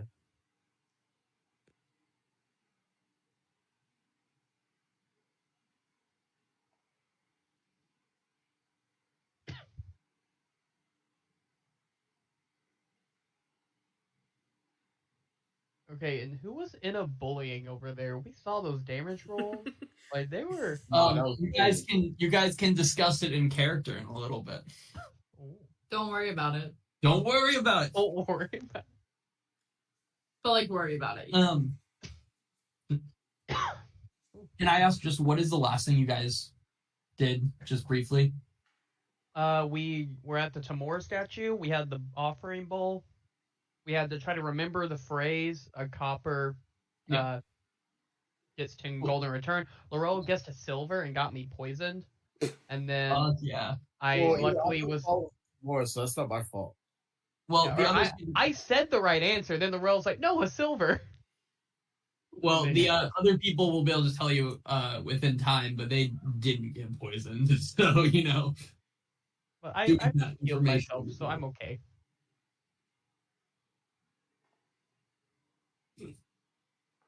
All right, we're back. You can go ahead. Okay. Yeah, you guys, so the group that just joined, the Heroes of Tamora, you guys walk through this door, and this door feels like it should not lead you to where you kind of find yourself now, but you find yourselves in this massive arena, with really tall walls, and there's a crowd of people filling the stadium up. You see kind of a sand arena in front of you, kind of like a sand arena in front of you, and about maybe 24 large round stones kind of scattered throughout. You see Tritons and Leonin people of all ages, children all the way up to old people just in the stands kind of filing in. You see some snacking, enjoying themselves. In kind of a box, you see 5 Luckbringers and 5 Wizards of Thay that you saw in that first room when you arrived here. But more importantly, you see Anna running in a circle with her horse. Yeah, like running in a spiral by herself with her horse, getting the crowd to cheer while a giant dragon made purely of bones and fire is just kind of standing behind her. It appears to be an image of Fathoms in a way. And people seem to be cheering for them. But as you guys step through the room, a burst of cheers goes through. You see lots of people cheering, but most specifically, the Leonins seem to be cheering extra hard for the 3 of you as you walk through. Across from you guys each, on the far other side, you see a massive doorway. And that's what you guys see. Oh. Hey guys, where'd y'all get the dragon? I am Bashaba's champion. It is only right that I have a beast as mighty of a dragon as my steed. Oh, yeah? Yeah. Here, Hi, guys. where were we? Do you think they're gonna have us fight each other? You guys should see yourselves on the map. You're that far away from each other. Y'all just screaming this back and forth. Yeah. 100%. Yeah, no, that's fine. Yeah. He's a friend from 105 feet. Oh my god, we really are really far apart. I hope not. What happened to that character token in the bottom right? Does anyone see that? Oh, I see it. It just for some reason Mako's moved. They're all moved. Mako was a polar bear. Yeah, by the way. Will you set it up or pull anyone that would be there? Were there any other summons or anything? Nightmare was out here, so. Bring baby boy out here, please. What? Was the You fail? didn't- No. Yeah, you can't just summon him all of a sudden. As you guys are sitting here, all of a sudden you hear a booming voice coming up from that box, that like press box looking area, and the voice seems like you guys have all heard thaumaturgy before, like someone casting that across the arena. Goes, "Welcome all to the arena here in Theros. We've all come together, of course, to watch the worshippers of the at this point the Fae can kind of summon up if you're going to be doing this while this is happening. B, can you drag that out? Yeah. We come here to celebrate the twin goddesses of Tamora and Vashaba and find out if the heroes before you have luck or misfortune to befall them. The party led by our dear sweet Dazeth has completed the tasks of Tamora, while the other party led by their dear friend Fathom has defeated the tasks of Vashaba, and they find themselves here today to take on an even greater challenge, but one that would bring on glory, and people let out a massive cheer. and riches. And they let out like a smaller cheer. Shit. And they say, this is your last chance to leave. You will not gain the favor of our ladies, but you will walk away safe. Are you gonna have us kill each other? He does not respond. They just look down at you. Fathom, Bro, if they're what does gonna that do mean? that, you might want to come back over here. You're gonna get jumped over there. What? Then you have chosen to fight, and the door across from you opens, and out walks a massive golden-colored statue that's about 60 feet tall, just looming over you. And he just kind of like smashes his fists into his hands. And with that, I'm going to have everybody roll into initiative. No. No, he says. Nat 20 for me. Wow. You're not the only one with that 20, Dawes. Suck a dick. I got 21. Suck a dick. That's fucked up. That's fucked Suck up. a dick. Oh, I know you just didn't want to click your character token? Honestly, I did, but I I wasn't honestly forgot. I'm not gonna lie. Oh, you're good. Oh no, I didn't. No, telling me to suck a dick. I'm the only one that remembered to click my character I token. feel like you Y'all said suck on a me dick. for no reason. That's not fair. You're not the only one. I clicked mine. Oh, What's and happening? Fathom with the real misfortune roll. Okay, something about this feels really good. It just feels like Fathom should go last regardless, right? I went for Okay. it on the Have last you roll one. one for Nightshade? Oh yeah. Sorry, I forgot to give McKaylee control of that. Yeah, you do. Oh, you're good. There you go. Now you should I have am control. going to have let me do I that. can't control Nightshade, by the way. It's just the token you can't control, I imagine, because I just dragged out. I don't know why we don't have one attached to the thing. But let me. B, can you give her access to the Nightshade token? Yeah. And I'm just gonna add him to the. And I got a 13. I'm just gonna add him to the order, yeah.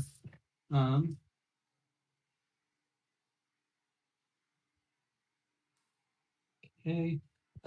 Because Daz has rolled a nat 20, that's going to beat Calm Like Rain's nat or 18. Yeah. -2 is absurd. So gonna be that, in that, and then we have Dazeth and Calm Like Rain. Okay, does everyone see themselves on here? Yes. Yeah. Inna, you find yourselves in a massive arena, and this thing stands in front of you, punching his hand. What are these little dots? Those are the giant stones I described. Can you describe them again? You never described it for us. For the third time for you, Inna, they are massive round stones, about 5 feet in diameter. Do they look throwable? I know, that's what my question was. Give it your best lift, and let's find out. 5 feet by 5 feet, so no. Alright, I'm gonna run. No, I didn't say by us. Oh no. Oh, this got fucked up real soon. What? Done. Oh my god. Oh my. 130 feet? Could have ran.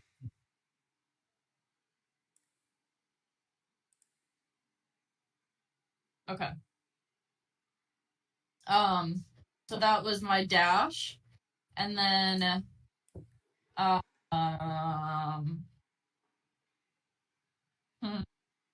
It's a mess. how far can you throw like a hand axe? Y'all know? You should know. 60. Yeah. Javelin though is 120. Isn't that a disadvantage? It's not in range even at disadvantage. Okay. Bonus action. I'm just gonna get my shield reel out. Okay. Anything else? That's it. Cool. Has it like updated for you guys where Anna moved to, or are you just still seeing arrows? No, I still Yeah. see Oh, arrows. there we go. Okay, cool. This guy is going to right. Ooh. Not like that. Not like that. You just yo-yoing. Yeah, he is going to actually just move here. Ignore the way he moved. He's going to move here.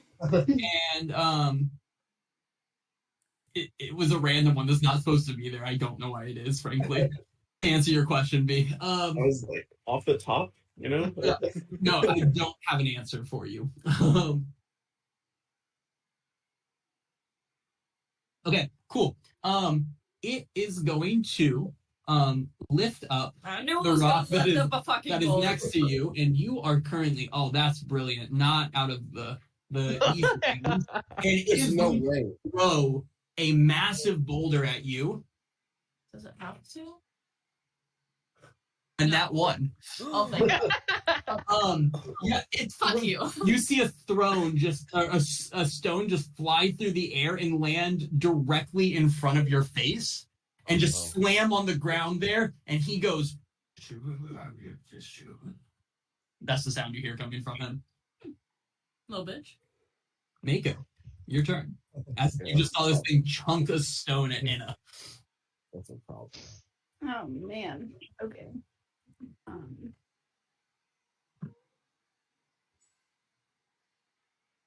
What did you say this thing was? It It was a giant golden colored statue. It looks more like copper or bronze, but like goldenish in color. But he looks like a statue almost as he's charging at you. A statue that moves. Okay. Oh damn. Okay.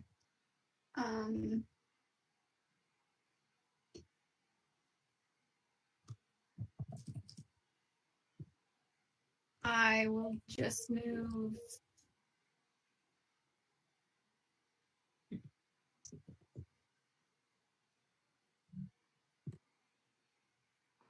over here. Okay. So tiny. And the polar bear normally looks huge, but right now he looks sad. I know. That's it really. Okay. Anything? So nothing else? Oh, I will ready a dodge. Okay. Yeah. So yeah, you'll take the dodge action. So disadvantage on any attacks that come against you until your next turn. Okay. All right. Dazith. Dazeth will. I'm just gonna do it like I'm just gonna show you with the arrows to avoid the weird staggering thing. So yeah, 30 and then 30. So I'm gonna move to right here and take cover behind that boulder. And that will be my turn. Okay. Nice. Yeah. Oh, are you actually going to attempt to take cover? Or maybe standing behind it. Is it an extra action or bonus action? No. If you're just standing behind it, no. It would be an extra action if you're attempting to hide, but you're not trying to hide. You are just using it for cover, correct? Correct. Cool. Yeah, you seem to have full coverage on it, so you'll have a boost to your AC. You're already massive AC. Mm-hmm. Calm like rain.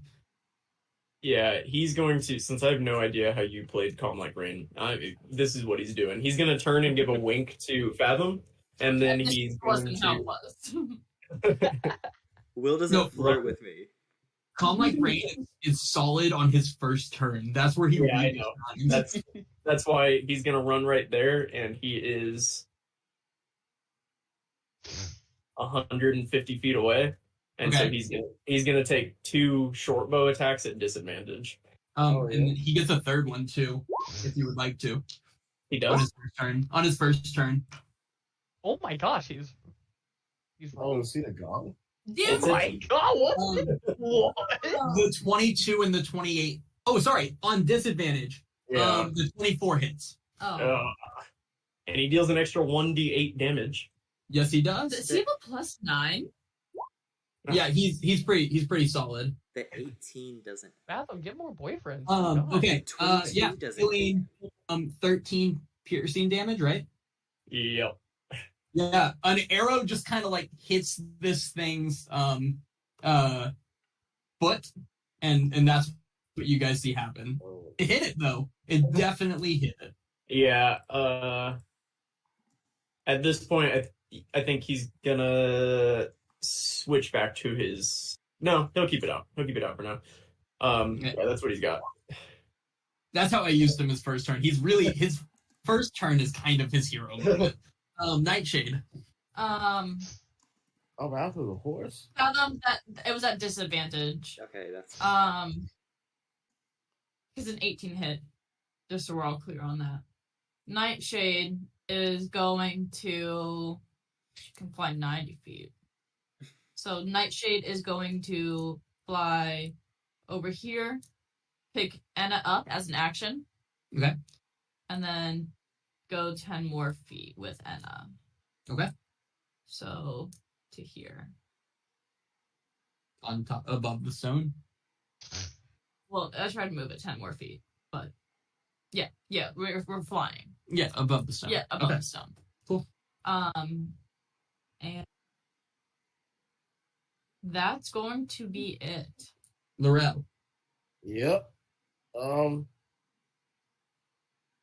So dash is an action, right? Mm-hmm. Okay. So I'm going to do 40. Yeah, I'm gonna go right here. Okay.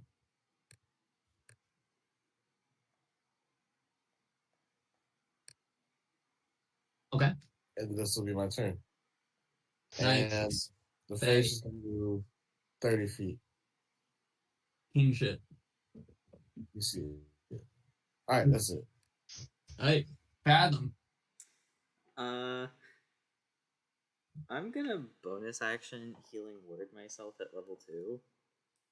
Oh no, we have. I need You're gonna bonus action what? healing spirit table? word. Yeah. No, healing word. Oh, healing word. Okay. I need it. Okay. What is that? 5 plus 3, 8 plus 16, 14. I get 14 health back. And then I'm going to move my dragon since it's still up, and I'm gonna have it start going after the giant thing. So it can move 120 feet away from me. You want to just draw it where it is? Sure. Okay. Oh, I gotta zoom out. It's really hard. It's almost like a sour. That's how they described it. Yeah. It'll be like right there. Cool. And then I'm going to run towards the nearest boulder. So, like, I think I can get that far. And that's my turn. Anything else? That's my turn. Anna. So I'm within 120 feet, which is nice. I have one javelin left. Alright. I'll probably kill him though, right? At disadvantage. 9 will not hit. If it makes you feel better, the 18 also would not have hit. Really? him. Fuck. Okay. Yeah, you're flying up on horseback, epic as fuck. You like take a javelin and chunk it, Really? and it goes like half the distance to him and just hits the ground. Yeah. Yeah, that's real unfortunate.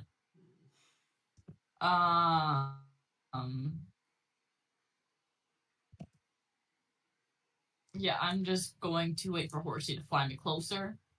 But I'm gonna tell Horsey, dodge, horse, dodge. Okay. Anything else?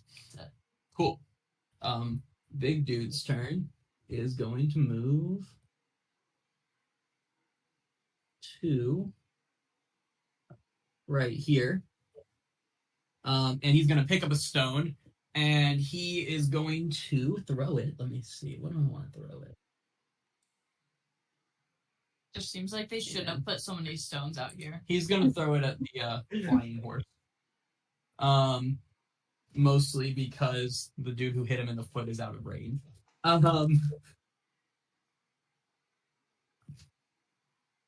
Okay, and he is going to do that. Does a 27 hit your horse? I'm being silly. I know it does. And that deals. I'm playing with my dice today because I was doing really well with my dice in the other for them. Actually, I was doing really well with my dice for them, not against them, but we're gonna use them anyway. You were doing real well against us.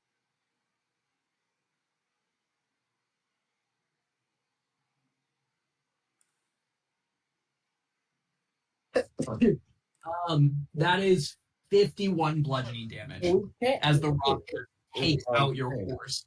And then you are going to fall 10 feet, taking 1d6 falling damage as your horse, I assume, dies. Is that correct? Damn it! And then we'll take that as though this rock comes and just pummels into your horse, and you just fall to the ground. No, bro. The horse is dead, right? I wasn't. This Yeah, is okay. not cool. You're being real mean.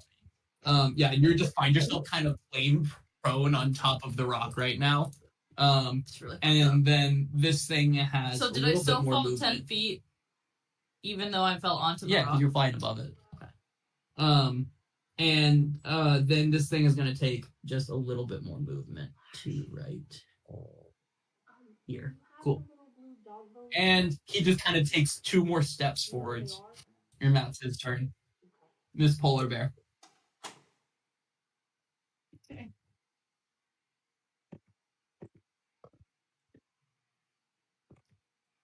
I am going to move to here. I'm going to dash. Oh yeah. Oh, yeah. All right, Mom. That was a quick movement for the Polar Bear. That was good. That's it. Just dash. Dazeth. Dazeth is gonna move to right there. Bam. I think that was right.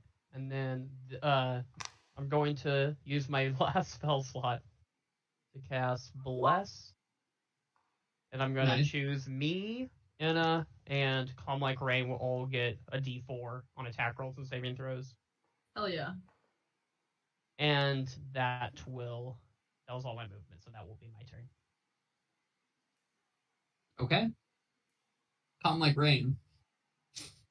Yeah. He is going to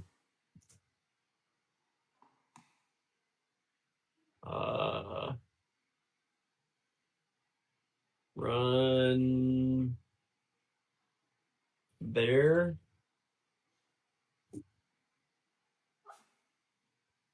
And take 2 shots at disadvantage at the Show thing. disadvantage from right there? Oh, actually, maybe not. 80 feet is the. Oh, Oh, is it? Oh, because it's a short bow, not a long bow. Yeah, no, he's 85, 5 feet. right? Damn. Can I don't. you not have 5 more feet of movement? Oh, wait. I only moved 30 feet. Oh, he has a speed of 40. Oh, yeah. Oh, he does? Oh, I was not moving 40 last. Good on him. Wait, shout out to Baxi Man. Okay, He'll then move not at there. disadvantage. Yeah, good. Take 2 shots, normal shots. At the thing. 26 and 18. Yeah, the 26 will hit. Roll me the damage. Don't forget the D4. He can roll a D4 potentially Yeah. with 18 hit. Oh, yeah. 20? The 20 will also hit. However, after the first attack hits, you see its body just kind of like tighten up on itself. So roll the damage for the second one. 11? The second one, honestly, the arrow hits it and just bounces right off, even more so than before. Okay. God, it's kind of like he's gonna standing where he is, but he can't move now, so he's gonna start praying. Fair enough. Okay. Laurel. Oh damn, horses. All right, so Morel is. Oh my gosh. Morel is going to move right here.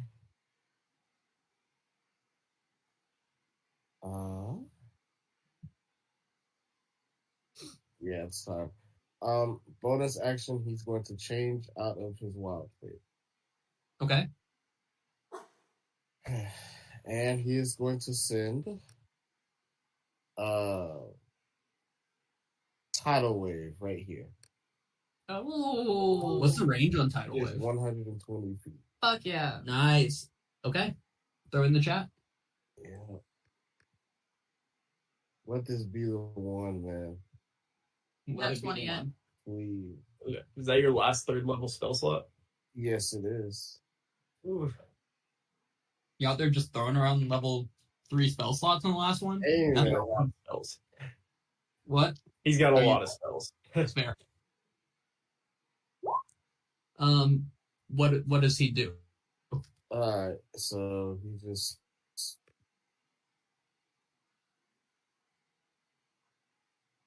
Oh, right there. Just put it in Oh, the chat. my- Put that away Yeah, in the chat. what does he do? Sorry. My bad. Throw it in the chat real quick.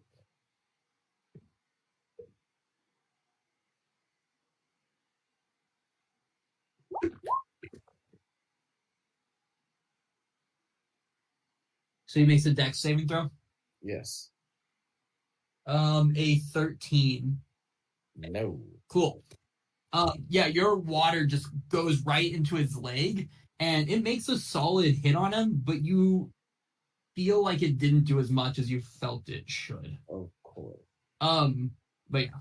Anything else? That's it. Nice. Thay. He's just gonna move slowly but surely. Wait. Right here. Let's wait. He's on his way. He's on. Anything else?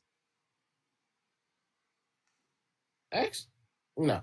That's it. Does he want to dash or anything? And dash. Actually, I just thought about that. Oh my god. It's sad watching him walk that slow. No, Does it's he like really 20 ridiculous. feet? He's a fairy, basically.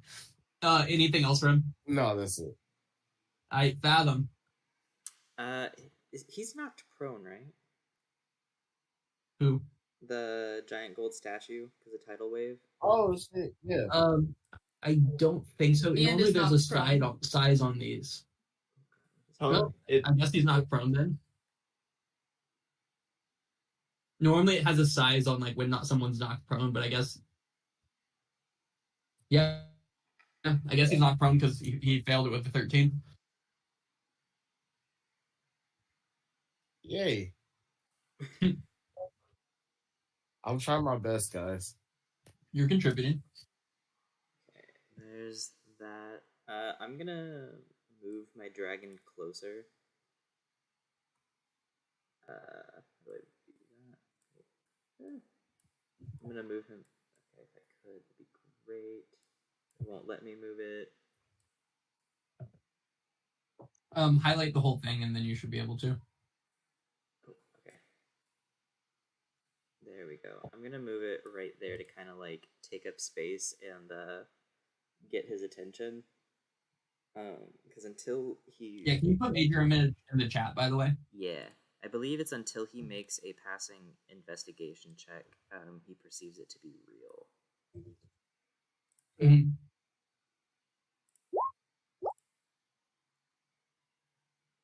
It's long. I'm sorry. You're good.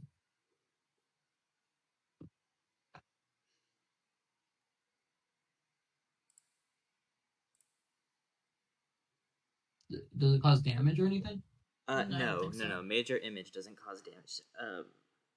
Phantasmal okay, Force okay. does. This is just a big thing that he can see and perceive, but doesn't do anything Okay. to him. I get you.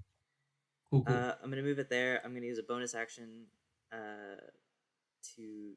Oop, there we go. To dash, or an action to dash, and yeah, that's gonna be my turn. Okay. Anna. I'm going to jump down from the 5-foot boulder, right? Mhm.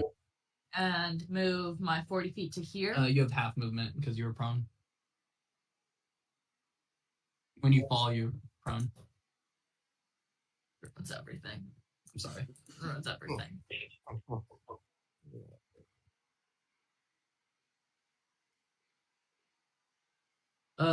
Did you dash last turn, Marshall? Yes. It's an action to move your image. Oh, is it? My bad. I'll move back. Yeah. Sorry, I was just making sure I was reading all of it. Hey, Anna, you stand up. So with this image, would I be able to hide behind it, like right in this spot, Marshall? It's. I mean, yeah, but you also perceive it to be real until you use an action. I think is how that would work. Unless you just. But I know you cast it. Then yeah, you're probably You don't. fine. You were running around on your horse when he cast it. That's true. It's very Fathom flavored though, so I don't. It is very Fathom flavored. What was the image again? Sorry. A giant. It's a giant dragon made of bones wreathed in a ghostly fire. Oh, okay. Obviously. So then I'm going to move 20 feet to right there and use dodge as an action. Okay. Anything else? Nope. Cool. He is going to stand up and move towards here. And he is just going to like lean down and just really hit the dragon super hard. I imagine that makes it disappear. The illusion stays, but he now notices that it's not real. Yeah. He spends his turn just kind of whacking at the dragon a bunch of times. Nice. And yeah, that's it for his turn. Because he was knocked prone the last turn. Took half his goddamn movement. He was gonna come. Polar bear. I'm going to turn back into regular Mako Okay. and cast reduce. Oh. Oh my god, make him little. That's so embarrassing for him. Okay, so he makes a con save. Oh no. Yes. He rolled a nat 20 and a 25 for what he rolled. Oh. And he just looks down at you. Oh. B, can you replace the polar bear with the token? Mom, run. Yeah. Anything else, Mako? Yes. Yeah, hang on, I got you. Oh, sorry. I can also roll it out. Sorry, I didn't mean to. We're moving. There you go. Okay.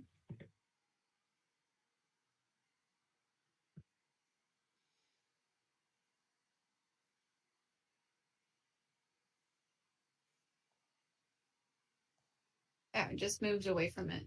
Okay. Did you Anything else? move yourself? I think so. Oh, there. Okay. Yeah. All right. Dazith. Dazith will.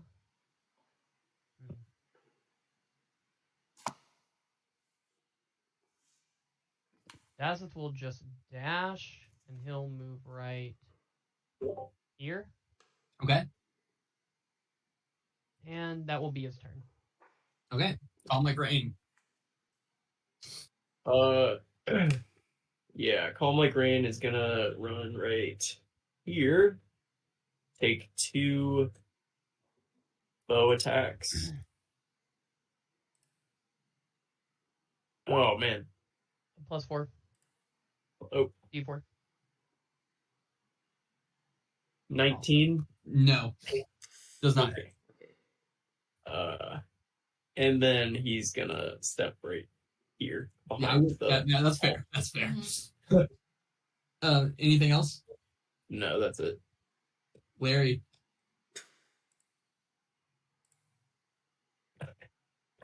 Laurel. Is he frozen? Is he frozen? Because his Amazing amazing if he could keep his face like that. That was awesome. I thought he was doing that out of spite. Laurel. Boo boo. Buddy. Oh Pal. my god, he died. Laurel said, I'm gonna take you guys up on that offer that you had before this, and I'm gonna leave. He just walks. He's just like, no one notices, but he's at the door just walking out of it. He was like, you guys told us this was an option. To be fair, Laurel would be the one to be smart and drop out of this. Laurel would definitely be the most willing to leave in this situation. He said, I'm not here to prove anything.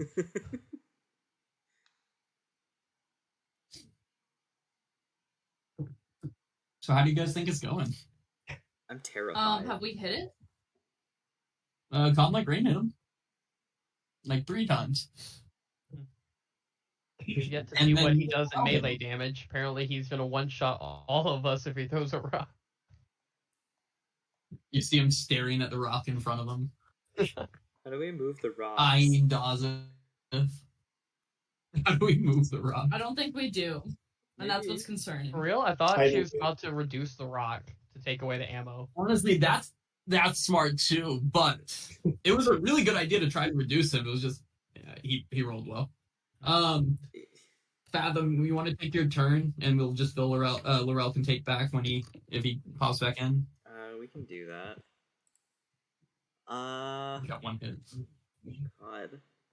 Okay, well, my dragon is... I'm just gonna go ahead and drop my dragon, because it's clearly not gonna work anymore.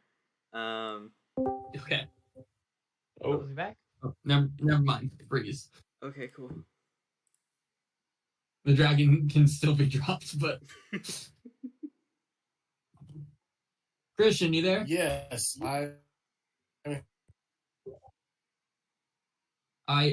It is your turn. I know is reloading and everything, but... all right, yeah. No, my computer decided to die on me with 20% left. Wonderful. It happened. You know how that goes. Yeah, that's fair. The last thing that happened was Calm Like Rain missed it with a couple arrows. All right, so here's what I'm gonna do while it's loading. Bonus action. I'm going to expend my last wild shape to the archer. Okay. Haven't used him in a fat minute. All right, and I'm going to look perfect. And I'm going to move. Let's see what that. Oh, damn, we're getting close now. It's been a while. We've been moving. All right. Let's see here. I'm gonna move right here. Oh, sorry. You're I'll good. move right here. Okay. And I'm going to cast Guiding Bolt, but I'm going to aim it upwards since it's so tall. Okay. Is that so you got nat 1 Dazif? Yeah, exactly. I respect So it. I appreciate it.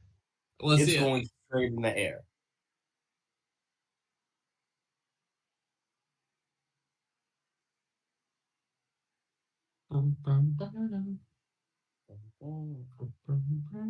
Okay, here we go.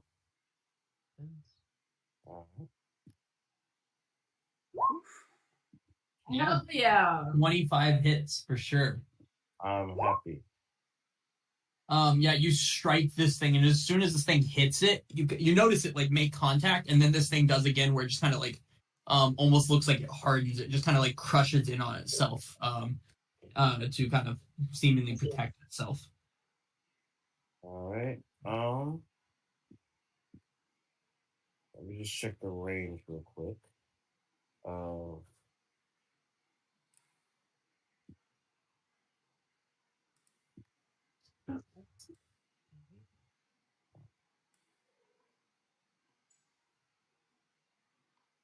Yep, it reaches it. Well, hopefully. Right there. All right, and I'm gonna fire an arrow. How are you gonna also fire an arrow? So, well, technically the arrow should have went first because when I change it to the form, I fire an arrow. So technically the arrow should have went first. Okay. Yeah, throw it out there. Is that just like every time you become the archer, you have that? Yes. Okay. Yeah, it's gonna miss, so you're good. 60 feet, is it? Yeah, 60 feet. Yeah. And boom, right there. That's my turn. Cool. Fathom, you get rid of your dragon. Yeah, okay, so dragon's gone. I'm going to move... Oh, sorry, the Thay. Did the Thay want to do something? My bad. I'm so sorry. Oh, no. Yeah. We're just not going to let you go, Fathom. That's where we're at. Can I have 2 turns? Let me see if the Fae can dash real quick. Lots of times to plan, though. Yeah, I Fae's like can. the Thay rock jumping from behind one rock to the next. Like he's making his way up like D-Day style. You see Exactly. it. All right, there he is. All right, Oh, story. Fathom. Now, for sure, it is your turn. Okay, I'm going to move to there, and I'm going to use my bardic thing to give Inna what was it? The Tail of the Phantom. So she becomes invisible until the end of her turn. And if she makes an attack at someone, it's at advantage, and if it hits, then it deals an extra 1d8 necrotic damage. She comes invisible till what? Can you put that in the chat? Yeah. Sorry. Here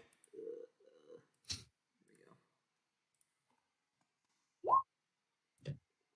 Till the indivisible. Okay, cool. Yeah. Yeah, and then you invisible. go invisible. And let's see. That's This is perfect for what I want to do. I'm gonna move the rest Is of it my movement there. You don't know that. Okay. And that's my turn. Anything else? All right, Inna, you are invisible. And screams in joy the fact that she's now invisible. And she's going. As soon as you scream, it turns exactly where you're standing. I'm playing this game. Fine. Anyway, I'm gonna go 40 feet away from where I scream. Okay. There you go. And at advantage, actually bonus action rage. Sorry. Okay. At advantage. Ooh. The second one will hit. Wait, Plus four. Okay. 21. Yeah. Ooh. They'll both hit. Cool. So the first one also gets Yeah. an additional 7 necrotic damage. So that is 46 damage. Magical and necrotic. And if it can't be And how frightened, much necrotic? what? 7. 7. Okay. And then 39 magical. And Hey. if it's not immune to Oh. frightened, it is frightened of Inna. It is not frightened of Inna. Okay, it was a try. Fine. Yeah, we tried Marshall, and that's what that was a good roll. Nicely done. I'm terrified to see this melee attack. Oh yeah, Inna's gonna get squished so fast.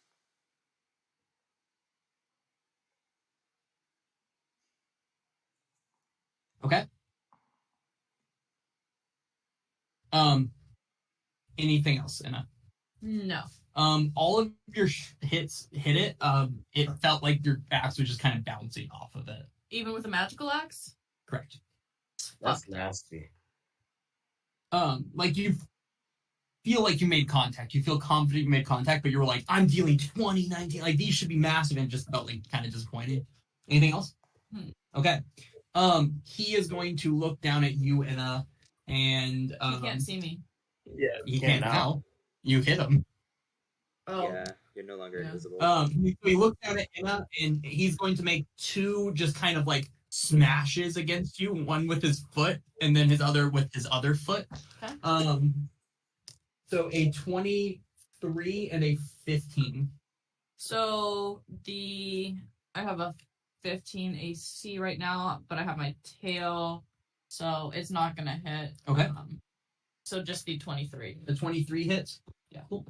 That is going to deal. Not more than 30.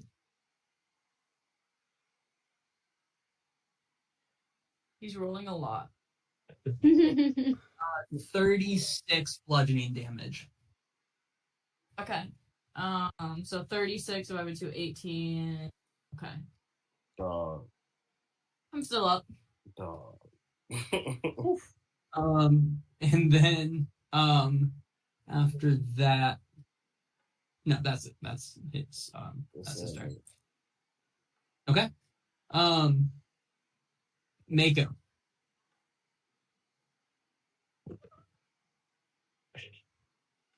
Okay.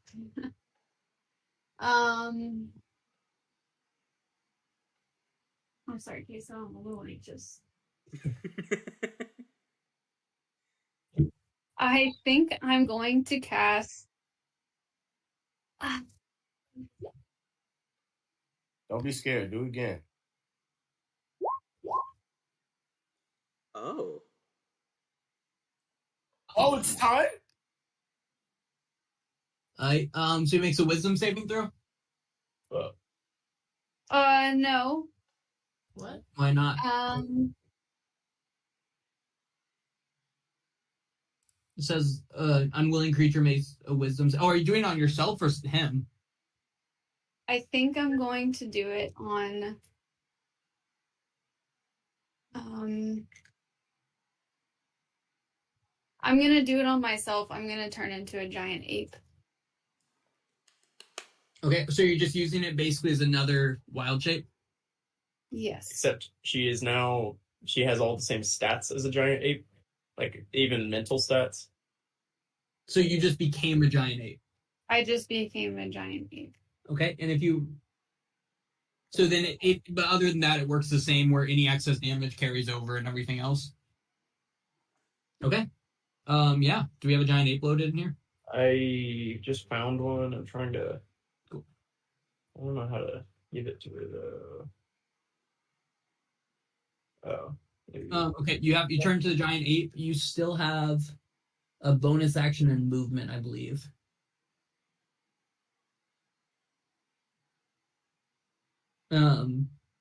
Here for now, I'm just gonna give you the polar bear token back up, and just use that as your giant ape, if you will. Yeah, I don't know why it's not. And so you have your movement and bonus action if you would like to use it. I don't know how much movement the ape has. Oh, that's true. You can probably just also roll giant ape 5e and pull up. Oh, it's already in here. Sorry, we already had it. I found it. It's that's why it wasn't dragging over. Probably. Okay. It's in Mako's journal, and it can be edited by Mako. Save changes, and then I'll just move it over to you. I don't know if you can see it now on your. Yeah. Oh, there you go. Sweet. Thank you. I don't think we have an ape token, so I think the bear might be our best bet. Okay. Yeah, that's fine. And it's huge, which is 3 by 3, I think. Oh, cool. So let me. That is a big boy. There you go. All right. Now you should be able to roll for the ace HP. Oh.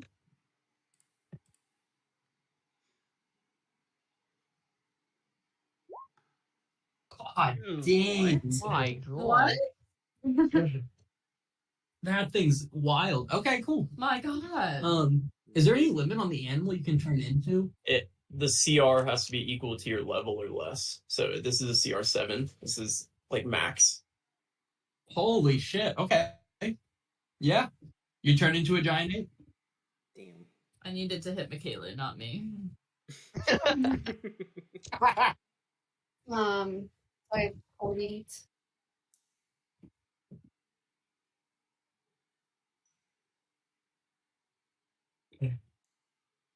Are you I done? can't. Yeah, I'm gonna be done. Okay. Dazit. Dazeth will move to right here. Do 2 attacks at advantage against. Cool. I'll try a D4 in that first one. Okay. So it got to 20. At the 20, it will hit. Okay, so Nice. hit. Do I feel like it did anything? Yeah, you feel like your hit. I mean, it wasn't the strongest of your hits in history, but you feel like the contact was solid. As soon as you do that, it like locks itself in place, seemingly to protect itself. Okay. That's my turn. Cool. Oh, like rain.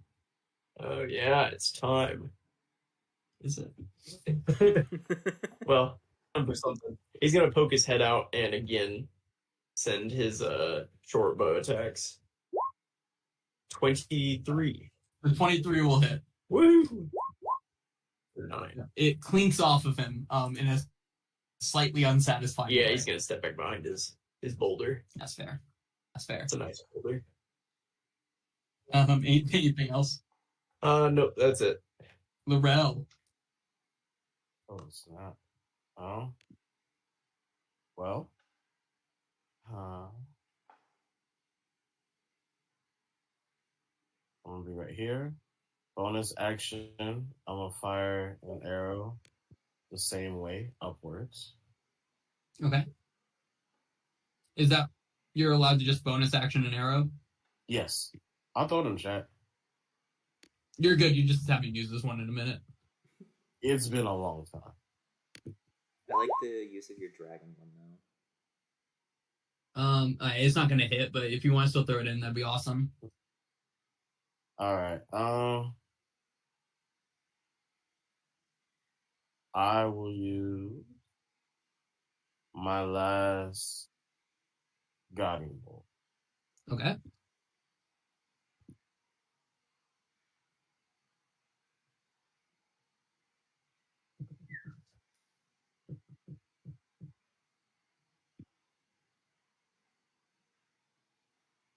Ooh, and I'm casting it through my moon sickle, so I'll get a +1.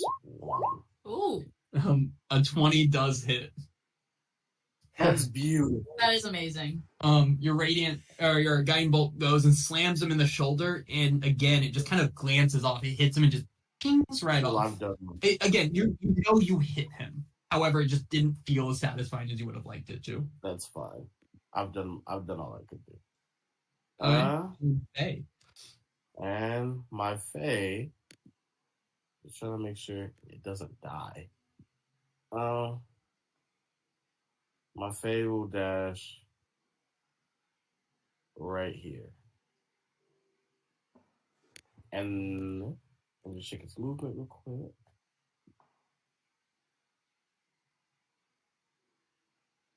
Oh. Yeah, okay. No, that's all I can do. That's it? Yeah. Okay. Fathom. Also, you guys, good on y'all for just doing this fight in the middle of the arena. I'm sure the audience is very appreciative. Oh, exactly. Why we did it. Bonus action, I'm gonna roll my last bardic inspiration for my table for an 8. What does an 8 do? Oh, it's another Tale of the Phantom. Perfect.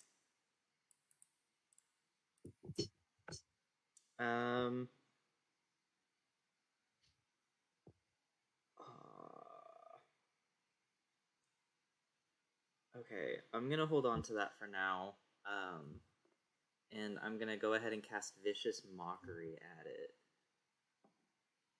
Okay. So, I'm gonna call him Dole. It's a wisdom save, right? I think it's actually an intelligence.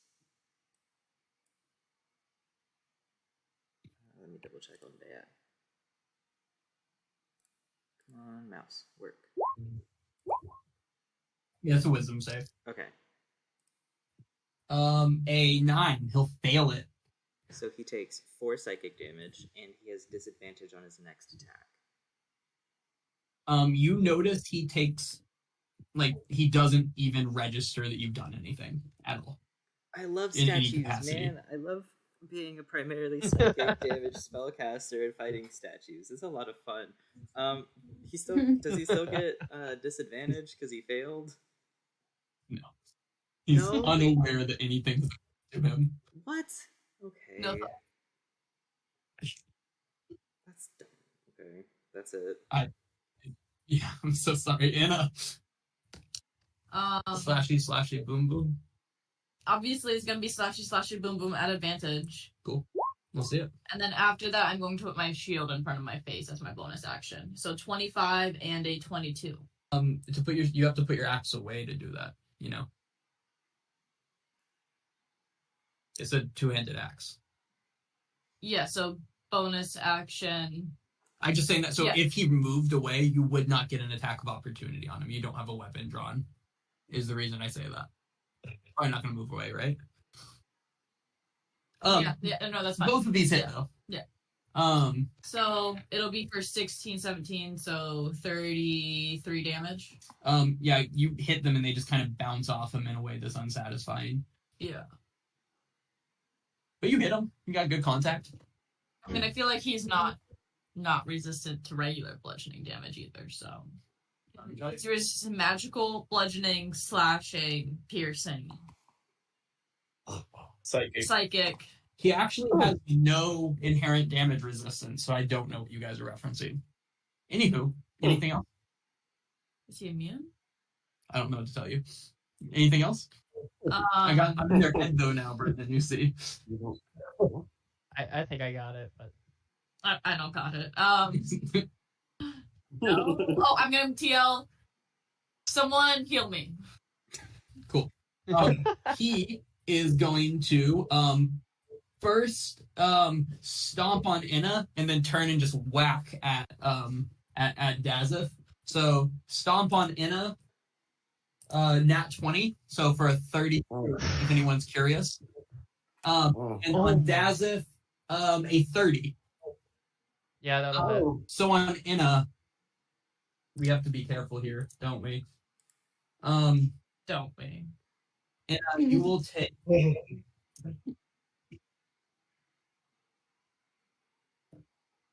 He's just rolling so many things. They're D12s. Like, it's like 8 D12.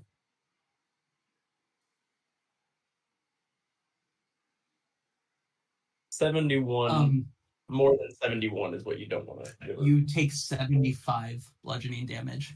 What is your current HP? 12, but I take half of it. Oh, Yeah. okay. Right about that. You would have killed me outright, though, if I was That ending is that nat 20. Yeah. If I did anything Sorry for the else. scare. I forgot about that. Yeah. If it wasn't a nat 20, it wouldn't have been close. But now against Dazeth, you would take. I'm just down, though. Yeah, you're down. Yeah. Yeah, he almost killed me outright there, Boo Boo. I rolled terrible against Dazeth. He takes only 23 bludgeoning damage. Only. It's so low. And how much did you take from me? 70 something? 75. He dealt 75 damage to you just by stepping on you. But he like full. So you guys, what you guys witness is him just take a foot down and just stomp it on Inna's head. If you're wondering, I rolled like 3 12s during my 8 40 12s. It was insane. He just stomps down on Inna and lifts his foot up, and you just see Inna's body there, looking lifeless, crumpled to the ground. And then he just turns and just whacks Dazeth really hard as well, just kind of for good measure. But Mako, you are a giant ape. Yeah. Straight up to the giant facts. Who said that giant monster's throwing stones, but up close? What's he gonna Less stones? throw less stone? Hold on. What does climbing this thing look like? You can definitely attempt to climb this thing. What's your movement? It's 40? just 40. Yeah, so I can just get there. Yeah, if you want to attempt to climb him, I'll just have us make opposing strength checks, is what I kind of figure, unless B, you have a different idea on it. That makes sense. Right, roll strength check as the ape. That'd be crazy. Is that what you're trying to do? Are you trying to climb him? Yeah, is that gonna be my like action? No. Let's say you have climbing speed. I'm pretty sure it's an ape, right? Yes. Yeah. So no, it's not an action. You just can climb inherently, but he is going to try to stop you. No, that's not fair. He rolled a nat 20. Why do you keep rolling that 20? My reindeer dice rock today. My little Rudolph one. But nothing happens to you like mechanistically. You just weren't able to climb him this turn. Well, then I'm just gonna multi-attack with my fist. Heck yeah! Throw some fist attacks at him. Oh my god. Yeah, the 22 does hit. That's a lot of nat ones on That your is second roll. like, it's really frustrating. Roll your damage for the 22, and then he's going to kind of crunch himself up and harden himself. Holy fucking shit! What? Yes, it does Yeah. that. Oh, Yeah, Shit. you guys see this ape just like punch this guy in the lower back, and he like crumples before he kind of hardens himself. But yeah, you get a solid hit into this thing, Mako. Anything else? I'm just gonna support Mom. That's all. Y'all take a step back. Who has That's this? it for now. Okay. Dazeth, Dazeth you just took a whack, a pretty big whack. Your friend's and dead. Dazeth will call out, guys, only the first attack hits. And then he'll move to try to so that the giant ape gets advantage because I like that damage hitting more. And then he'll just use his channel divinity sacred weapon as his action. So give him a +1 to his attack rolls. His weapon's already magical, but that helps. Anything else? No, that's it. Alright. CLR, let's go. All right. It's gonna dash to be right here and chill with his buddy the Thay. Nice. Bonus action. He'll switch to his sword. Oh, sweet. Okay. Anything else? No, that's what he's got. Laurel. Oh. All right. I'm gonna go ahead and let that arrow. Actually, no. I'll be smart about this. I'm gonna go here, and I'm gonna let that arrow fly. Okay. Let's see it.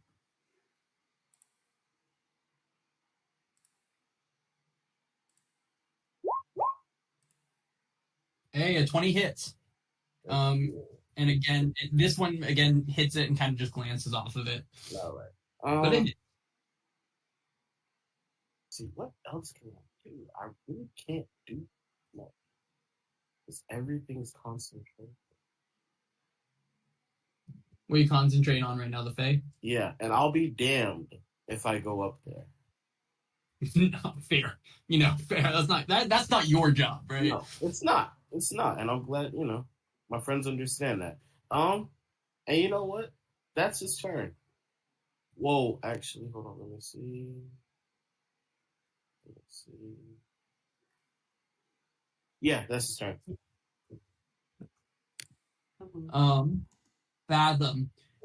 As you're kind of what? Faye. Faye. Sorry.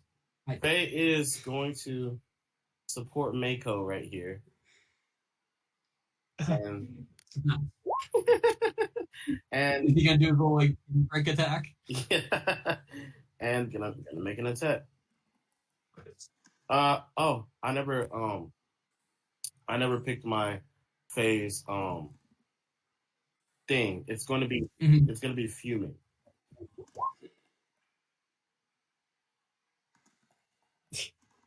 Okay, that's fair enough. Did it help you? Dude. No, it doesn't. What? That's really. That's disgusting. All right, he wasn't ready. That's it. No, he wasn't. He only had like a half a minute to get over here and get ready. Fathom, as you're kind of sitting back watching everything that's happening, the crowd is going like in waves of cheering for you guys, cheering as this happened. When Mako turned into an ape, they lost their shit. When Mako punched this thing, there's like people are like the crowd is going wild having this great time, and they are cheering heavily for you guys, and it's very clear the crowd's backing you. Do they want to give us any like magical powers to use? Can they do that? Because I would like We can that. throw you guys a chair, right? Some healing weapon. Like a foldy chair from the audience. I'm running out of juice, so it needs to happen quickly. I have a backup plan just in case, but we don't need it yet. I am going to bonus action heal Inna for a level 3 healing word. That's nice Hey. of you. How you doing on spells, Fathom? I have a ton of level 1s. I'm almost out of everything above that. That makes sense. That's fair. There's my D8 for that extra. Oh no, it's a D6 Are you guys for rages? this. How many rages do you have? One more. Do you have 4 now? Yeah. Nice. I almost had 5. Oh, not my Is that greatest. next one? So Oh, late? It's 9. 13, Level 20. 17. 17? Yeah, 17. Alright, healing. 17 health. Oh, back, shit. Inna. I'm alive. And I'm going to use my action to give Dazeth my bardic thing and make him invisible. Cool. Daz, do you willingly go invisible? No. Okay. Okay. He gets to choose, right? This one I'm not certain. I mean, I'm assuming he doesn't want to lose the advantage for the ape, is I assume what's happening right now. oh. And if he goes invisible, he does lose that. I forgot that's how that worked. Can I change the target, or can I? No, not after you've used it. Does he get to turn it down? It doesn't say. It says on the runaway, the target can immediately use its reaction, but on the phantom, it just says the target becomes invisible. Because yeah, you just turned him invisible then, if that's what it says. Daz, if you go invisible. All right. Until you make an action or the end of your turn. Anything else, Fathom? That's gonna be my turn. Anna, you are prone but alive. Anna wakes up. Look at this man's.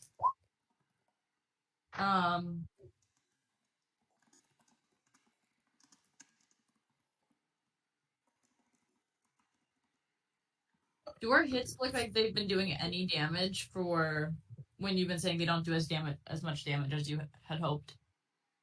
Give me an insight check.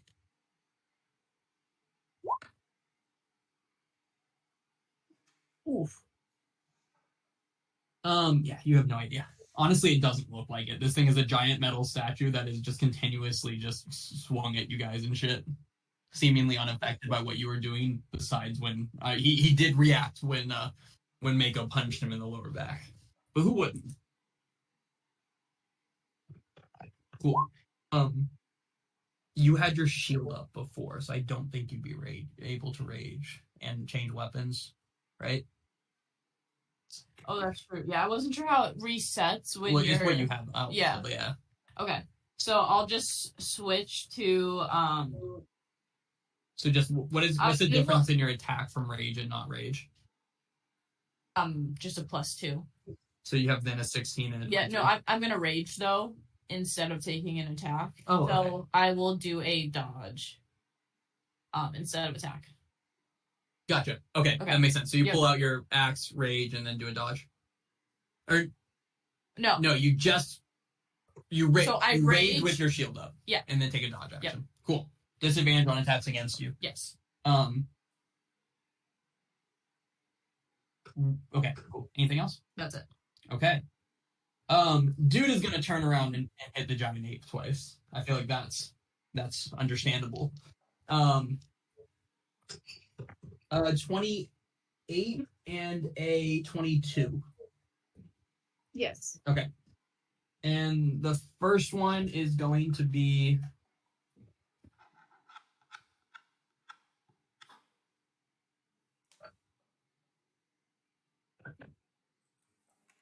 the first one's for 47 bludgeoning damage. The second one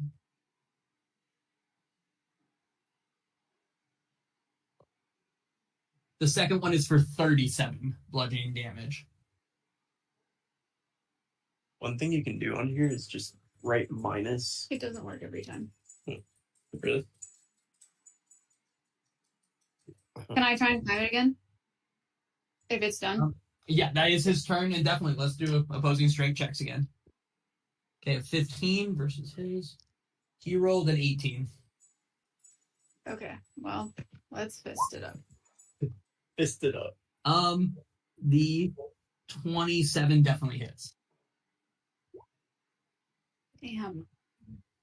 Yeah, you get a solid punch on it, not anywhere near as solid as last time. As soon as you land this punch, it kind of crushes itself up against itself and seems to harden himself. That's it. Okay. Dazeth, you are invisible. Oh, sorry, that would have been a 20, but that doesn't change anything. You did not have advantage there, but it still hits, so you're good. I forgot Dazeth was invisible.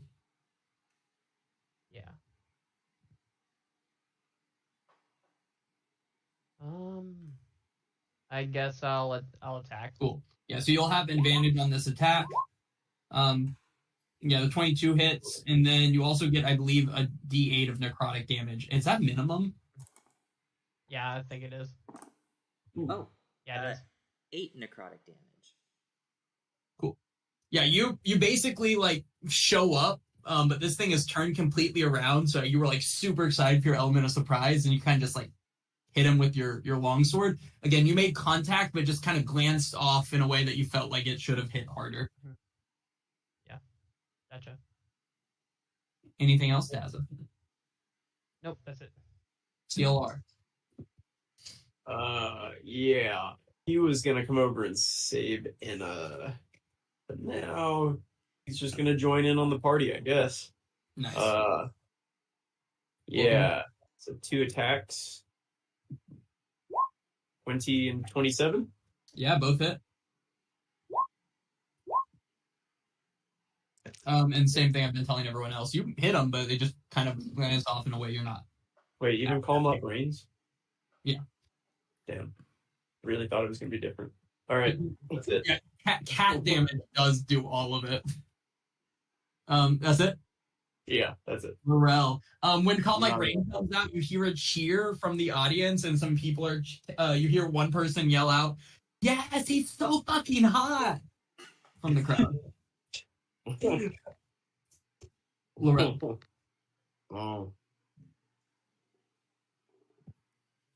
Damn, I don't even know. Got plenty of ones. How far is?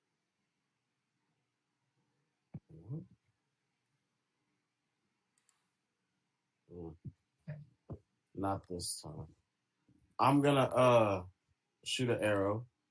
Okay. Here.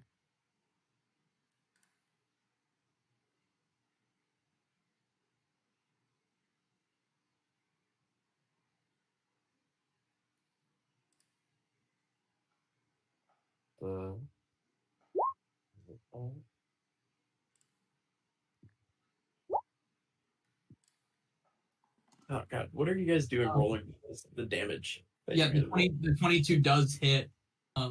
Same effect that you've been seeing before. And I'm hide behind the thing. When you throw that out, you hear once it hits him, you hear someone from the crowd go, "Yeah, light him up, Starboy!" Yeah. Anything else? I'm gonna attempt to hide. Oh, you are? Oh yeah, you take roll me a stealth check.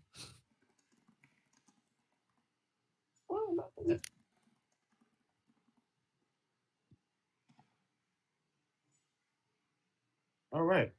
Cool. You feel pretty well hidden. Good. Yeah, my Faye. My Faye is gonna face step right there and take an attack. Okay. See Can how you it just goes. face step anytime this once? I thought that was like one of the specific ones you have to choose. So it face steps and then the action happens. I thought the face step was one of his other, like, you choose your, like, Fey bonus action when he comes out things. Is that not? No, it says the Fae magically teleports up to 30 feet. Then one of the following effects occurs based on the Fae's move. Gotcha. Okay, cool. So then it has the, it has advantage, correct? Right. 18 does not hit. Well, he's not doing nothing. Okay. Fathom. I'm gonna use my very last level 3 healing word on Mako. Okay. D6. Oh, not great at all. So that is 3, 5, 9, 12. Sweet. So you get 12 health back. Alright, you got 12 back, Mako. Sweet. Thank you. You're welcome. I can't do much more because spells are hard to come by. As an action, I'm gonna cast Dancing Lights and put it in the thing's face. cool. We throw that in the chat. Does anything happen? No, it just creates light, but I'm gonna try and condense them. I'm gonna try and condense all four to maybe try and distract him, blind him. I don't know. Fair enough. I like the attempt a lot.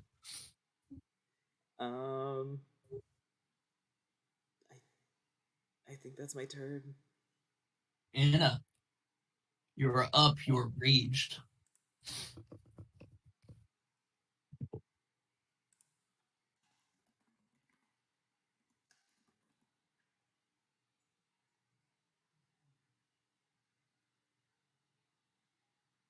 I have a question. If I try to no.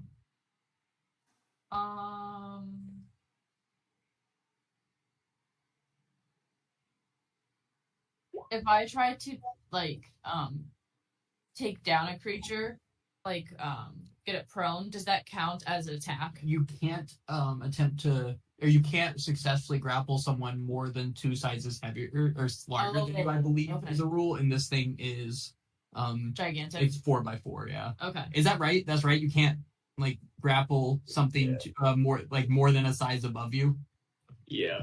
I mean, I think regardless, she can just grab onto its You ankle. can't quite get your arms around his leg. Okay. No, So, okay. I think I said he was 60 feet tall, maybe almost 70. Yeah.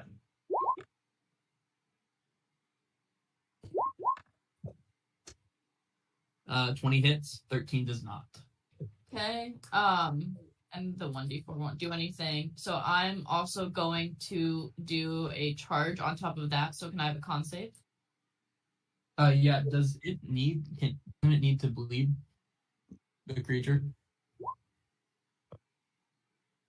It's necrotic damage. Yeah, but doesn't it need to bleed? It doesn't say it needs to bleed. Yeah, but it says bleed It causes it to bleed profusely. This thing can't bleed.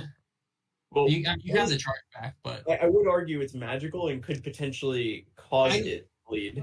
Yeah, but I think the whole point is that it bleeds. This thing has no blood in any capacity. What's on the inside of it? Nothing. It's more bronze. Maybe it then corrodes. It takes necrotic damage. Is it immune to necrotic damage? Necrotic damage is dead damage anyway. Bleeding. Okay, I'll make him make the save. You're gonna be upset when I roll this, regardless. But 17.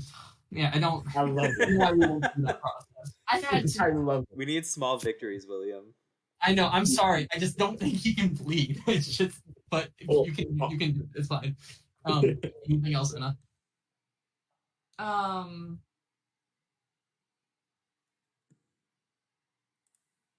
No, because I used my bonus action to get my weapon out already. Okay.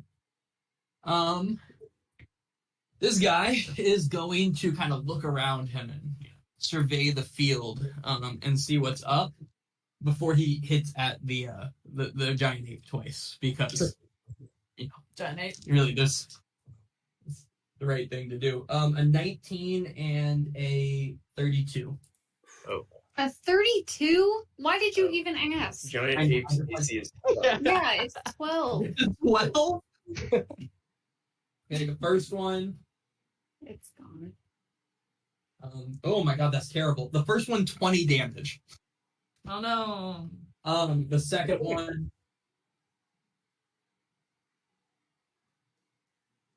35 damage on the second one. That was disgustingly low, the first one. See. No. You just type in 44 again. Here, just leave it like that, and then do this, and just type minus 35. And then he is going to move to right here. And everyone can take an attack of opportunity if they would like to. Oh, good. But he's going to move to right here. Yeah, okay. And he seems to be looking around Laurel confused. He seems like he knew there was someone over here in the past. Yeah. Okay. The fist will hit. What about Dazeth and I didn't see Dazeth. Where's Dazeth? and our little NPC? They haven't rolled yet. No, I know about. Oh, okay. 2 roll. Dazeth, 22 does hit. Right.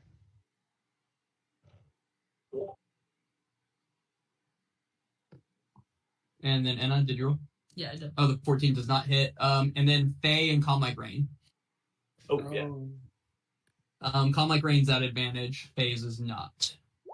Calm Like Rain, nicely done. Let's go. God.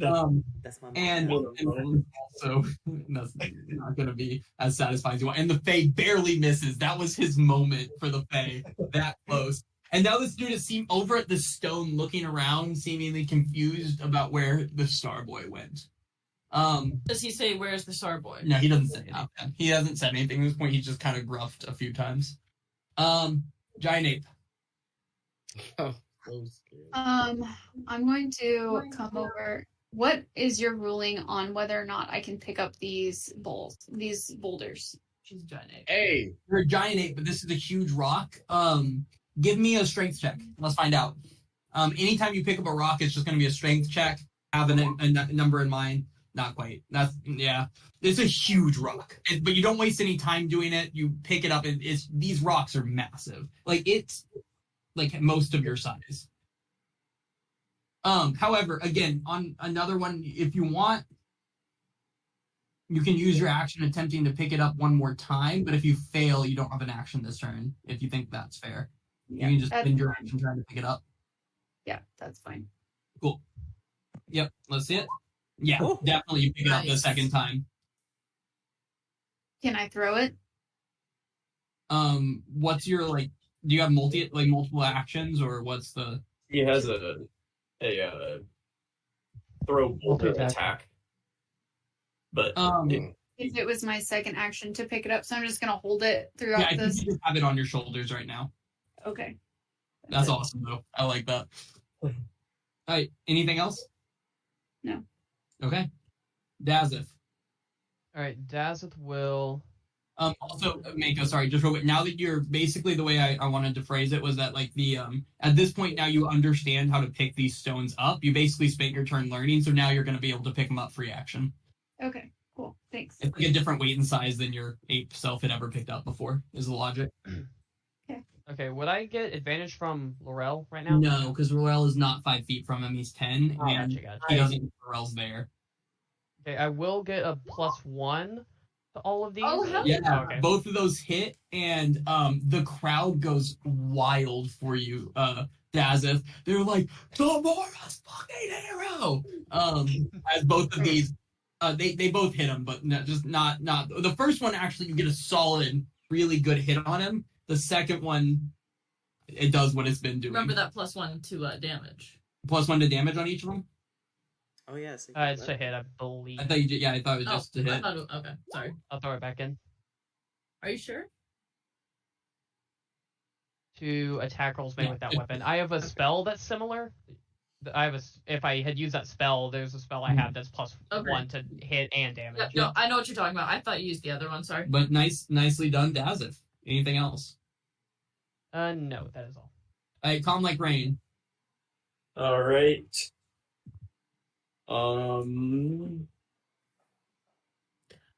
He doesn't love running up to this thing now that the giant ape isn't there, so he's gonna bonus action switch back to his bow and Respect. take a couple pot shots from behind this rock. Respect. Ugh. 23 hits. All right. Well, he's consistently hitting once, so you got that. Hey, he's dealing damage. Probably, right? It Yeah. glances off of him, as everything does. All right, that's what he's got. Laurel, you currently feel hidden, but you can also feel this thing's presence behind the stone. No, bullshit.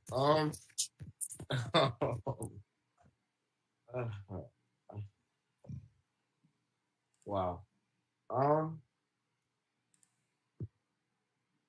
Fuck it. Laurel is going to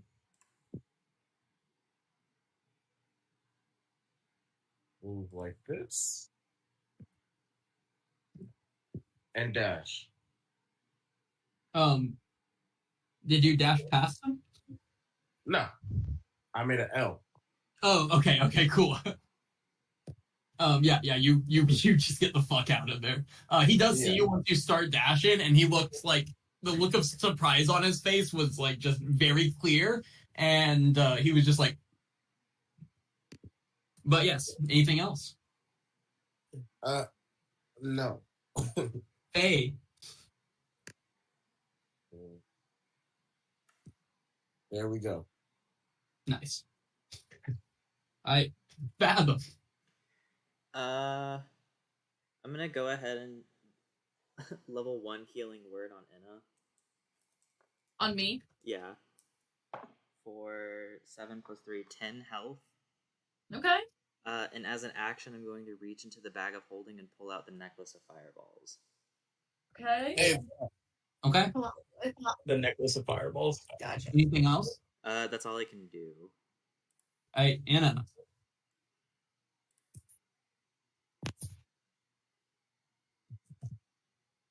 Okay. Bonus action. I'd like to put away my weapon and take out my 50 feet of rope. Okay. And I would like to spend all of my movement and my action tying rope, or not tying, but getting the rope around its ankles. So bonus action to change into it, and you're going to attempt to. Do you have the movement to do that? If I dash, I do. Then you can't do both. Okay. Dash is an action. Okay. But you have a rope out. I like where you're going with it. As an action, I'd like to attempt to lasso its head.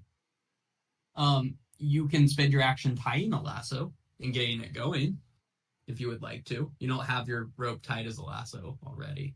As an action, I would like to toss, get a U shape of the thing and attempt to toss it over its neck. So I'm not tying something. So conceptually, you know how unlikely it is you'd be able to throw a rope U-shaped 60 feet over it and land it on its neck, like just from the side of it as is. Give me a survival check. When you put it like that, it sounds crazy. Have you ever tried to throw rope? It's not an easy task. That's why lassos exist. 19. Damn, that's pretty good. Okay. You get a rope slightly over his head. Cool. I'm just gonna hold on to it. Okay. It's his turn. He is going to grab the rope and swing it around his head a bunch of times. Yeah. What? And then he is going to throw you at Laurel. So this is how it's going to work. I have a strength check for you, Anna. It's an advantage. Why? I'm raging. Yeah. She does get a +1 for being within 10 feet of me and a D4. What's that? She also gets. Oh, Yeah, you feel yourself very strongly held onto the rope, and he throws you straight at Laurel. And let's see if it hits Laurel. A nat 20? Why do you keep rolling nat 20s? It's that. No, I don't see this. So this is how we're gonna do it. You're gonna take 2d10 falling damage or 2d6 falling damage because 60 feet. Wait, you're gonna take 66 Not falling falling damage. 60 feet. You're being thrown 60 feet. Okay, wouldn't that be more damage then? I'm good argument. That argument. That's worse damage than if you.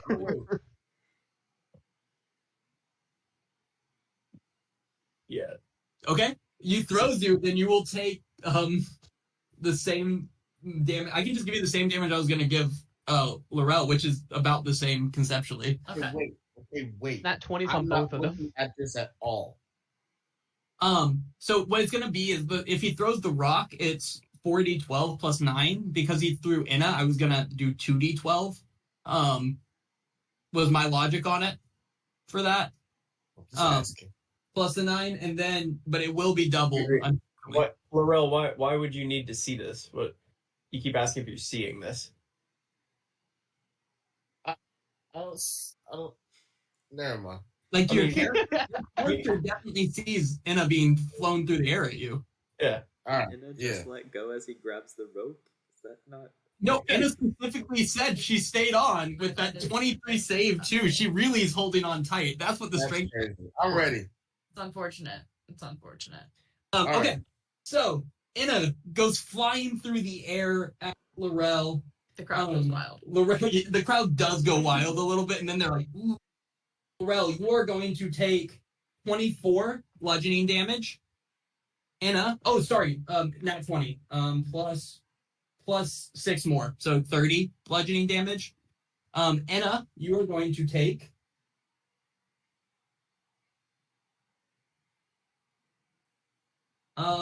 41 bludgeoning damage. I rolled really high against Kara. It seems on purpose for it, right? Seems that way. And after he throws Inna over there against Laurel, he's going to raise his arms up like this. Giant ape, you have a rock on your shoulder. Oh my god. Dazeth, Crushing roll my me a face. d10. Oh. Oh. Beat a 2. That's your thing. Beat a 2. Ah! That's fucked up, y'all. That's fucked up. Yeah, you throw the rock and it lands right behind Dazeth. Like, Dazeth, you feel a rock just slam directly behind you. Oh, Sorry. Okay, I'm just gonna maybe start that's good. charging it. I'm gonna go over there and charge it, and that's it for right now. Dazeth, you, I think Tamora might have just saved you on that one. She did. Did you say that was it, Miko? Yes. Okay. But yeah, again, it's a free action to grab the stones now. So, Dazeth, you have a rock just landed directly behind you. You just saw Inna get thrown against Laurel. A lot has happened. Yeah, Crowd- that's what we yell out. Only the first attack hits, so we need the heavy hitter get the first hit, and Dazeth will only move here. Okay. Cool. Calm like rain. Calm like Rain's gonna say me. I'm just kidding. He's not gonna. And his next attack is at Calm Like Rain. And he will move. He'll dash to here. Dude's fucking quick. Okay. Well, right there. Sorry. There you go. Laurel, you are prone currently because somebody just hit you with a person. Yeah.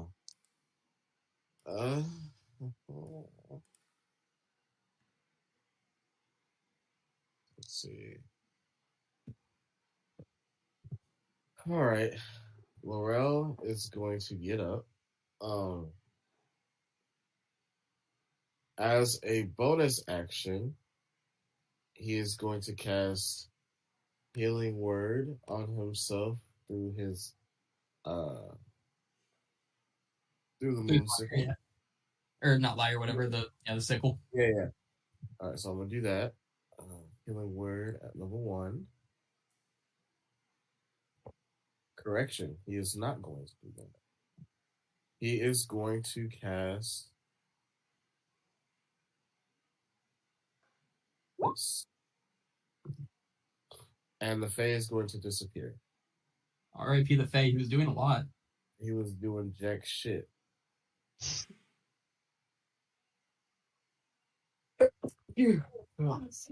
God damn it. All right. And so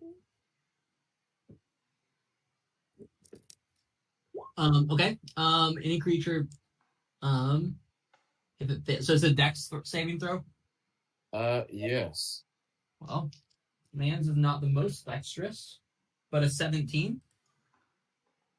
Fuck, and it beats a 6. It Yeah. doesn't have a plus to it. I rolled well. Not even with my reindeer dice, my other one.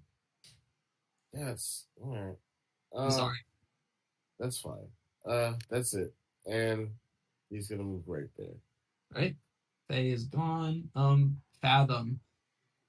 I'm gonna bonus action healing word Enna for at level Okay. 1 I'll take it. for okay, a 4 plus 6 plus 3, 13. Ooh, that's nice. Thank It's really God nice. for this like extra d6 from my lyre, because that literally saves level 1 healing words. As an action, I'm going to pluck a bead off of the fireball necklace, and I'm going to chuck it about right here, so it doesn't hit Calm Like Rain or Dazeth. Would you put a point on the map where you throw it? It's like right here, I think it was. It's kind of hard to, because I'd have to switch back and forth. It's like right here. The goal is to not hit Dazeth and Calm Like Rain, and it has a 20-foot radius, so it's kind of hard. Or it's actually a little closer, like here. I mean, just put it down here, and you wouldn't have to worry about it hitting you or them, right? Yes. We put the attack in the chat. I need I'm looking at the Necklace of Fireballs thing. I need a DC 15. I believe Fireball is Dex save. Okay. Yeah, if you wanted to pull it up, and so these, and it is only it's a 20-foot radius. You said. Yes. All right. Dex save. He rolled an 11, but he is going to choose to pass it. Okay, so he takes half of whatever this is going to be. Cool. Okay, so 6 plus 6 is 12, plus 10, 15. He takes 27 fire damage. Is that after halving it? Halved, sorry. So what is that, 14 if you round up? So you dealt 27, but he dodged it. Yes. Isn't it rounding down, or does Fireball say rounding up? Is that the one spell that's rounding up? Otherwise, it doesn't say. I thought for damage, damage. it's always rounded down unless otherwise stated. But yeah, so you throw this, and it he dodges it, and this thing explodes on him. And as soon as he takes that damage, you guys see him just kind of close in and lock himself up a little bit. And when I'm saying this, I just want to be clear. It's like he basically just kind of like puts his arms in, and it kind of like goes like clink. And you guys have still hit him after that. However, it just has been disappointing overall, your hits after it. But anything else, Fathom? Solid hit. That's it. Cool. Will you mark somewhere that you've used one of the fireballs or to take one off? Yes. All right. Anna, you are prone. Half my movement to stand up, and then I'm going to keep my rage, throw a hand axe. Max damage. It'd actually be 12 slashing. It doesn't even hit. It doesn't hit, no. Okay.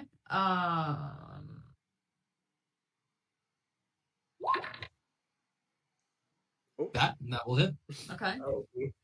So it'll be +2 to that too because I'm raging. So 9. Cool. Yeah, this one slams into his shoulder, bounces off a little bit. But it hit him. A solid hit. And then I'm going to move right here. Ow. Was that half movement? Damn. Yeah, I forgot you have 40. feet. I forget you have 40. That's awesome. Yeah. Nice. Okay. Yeah, that's it. Cool. This thing is gonna pick up a rock and throw it at Fathom. Oh no.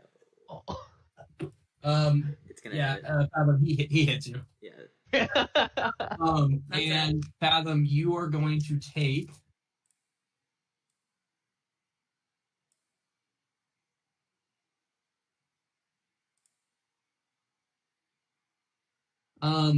51 bludgeoning damage. I am downed.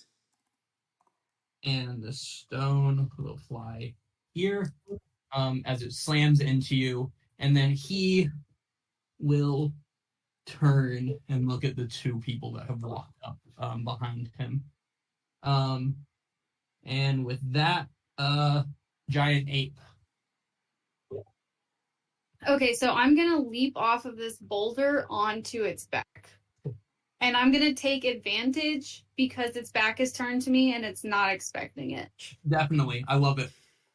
So what check do you want me to Roll me a make? strength check. Okay. Yeah, you're on his back. I'm not gonna roll a strength thing for him. Okay, we're gonna do some fist action here. Okay. Yeah, fist him. Yeah, 28 hits.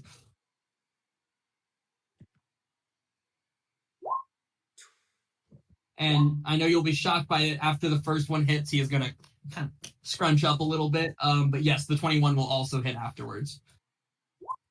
Cool. Yeah, solid punches on him, and you are currently on his neck. Yeah, and I'm like holding on, so I'm gonna punch and then I'm gonna hold on to his face so he like can't see shit. Like full on, all over, full ape on his face. So he shouldn't be able to, that should be super distracting is all I'm trying to get at. Okay. Anything else? That's it. Okay. Dazeth. All right, Daz's gonna say, "All right, guys, I'm gonna test something. If I die, well, I should have thought of last words." And he's gonna move over here to start. Oh yeah, he's 100% gonna take an attack on you. Even though he's locked up, or does he? He comes out of that. What? He comes out of being locked up to do that. It's not. Oh shit, you're right. Yeah, never mind. You're right. He's gonna stay locked up. Well done. Yep. Yeah, and then he's gonna start. No, that was a solid scientific study. That's smart. And then he's gonna move. Dash. He's the rest of his movement to move right. I need to switch back to select. Move right. Here, trying to get closer to Fathom. Anything else? No, that's it. Okay. Calm like rain. Yeah. You better go save your boy. Yeah, that was the plan. He's gonna see that the giant ape has this covered. And he's gonna dash. Because he's just gonna dash over here and cradle Fathom's head in his hands. That's all he's got to do right Aww. Morel.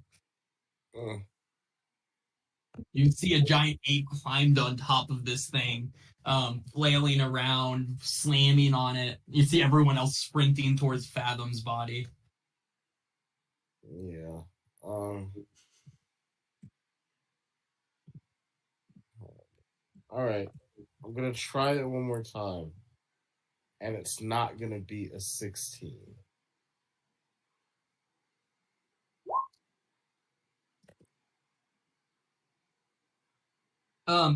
He makes what is it? A con save? No, dex save. Dex save. He rolled a 4, but he is going to choose to pass it. Okay. I don't know what to tell you. I'm sorry on that one. Or since it's a dex save, that's a move to do it. Does he come out of his lockup to? No, that's not how dex saves work. Or you had said it before with the Colby, he's not like full-fledged. Colby, I'm like describing that just kind of conceptualize that something's happening. He's not like in a little ball. He's more just kind of like tightened up a little bit. Gotcha. Oh, like Harden on Pokemon. I feel you.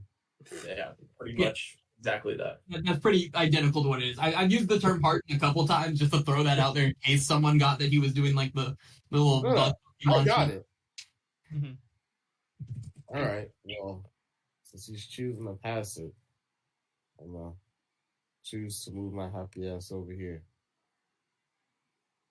Respect. And that's what I'm gonna do. Adam, will you roll just to Brendan and I? Can I use my Just dice to and let you guys know? No. Thank you. I use a reaction. You can do it and let us know. Yeah, I'm sorry. I just It's /GM. /GR 1d20, or if you want to message us, you can do /GM. Yeah, and I'm gonna use a reaction to help him. What?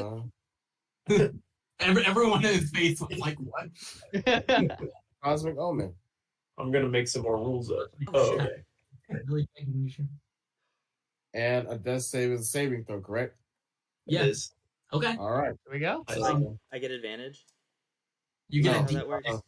to it. Or I roll a 1d6, and that's what you add to your roll. okay. I, what did you roll, Fathom, if you want to just tell BNI? Anna, you're up. Sorry, what, Fathom? Sorry, I'm doing math. Cool. Okay. Do I have advantage on attacks because of Mako's distractions? You should because of fairy fire. He chose to work.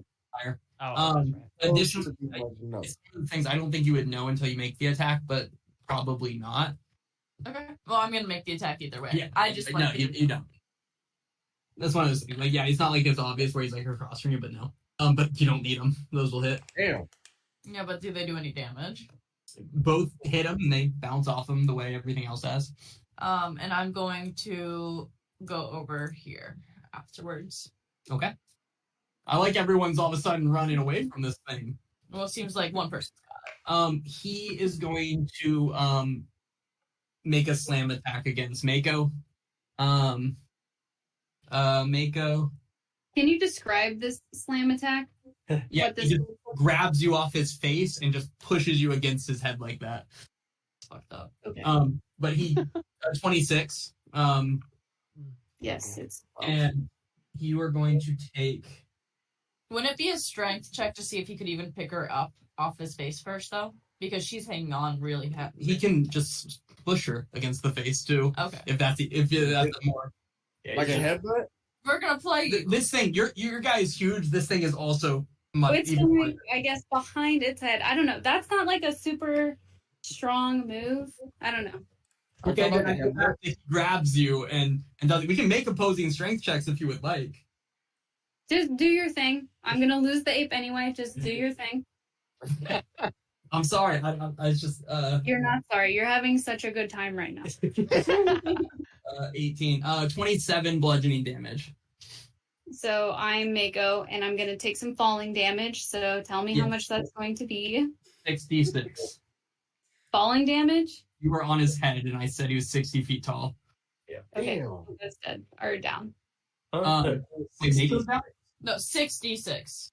Oh, I thought you said 66. I was like, that's it. You took originally. What did I say? Was it how much damage did I say? 27. 30. Was it 36? Was it 30? I thought 34 maybe. 34? Okay. So whatever. Subtract that from the polar bear, and then whatever less goes to Mako, and then Mako, you can roll your 66 falling. So you had 50, so minus. What is minus 25? You have 25 left Okay. before the falling damage. And then Mako, he's going to step on you. Ooh. Yeah, he's gonna take his other slam attack on you. A dirty 20 will hit.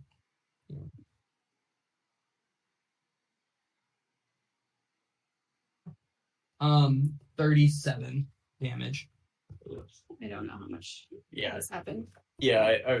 I subtracted for you. I think You're- it goes down. You're not right dead or Okay. anything. You're just down. Everyone got real quiet, though.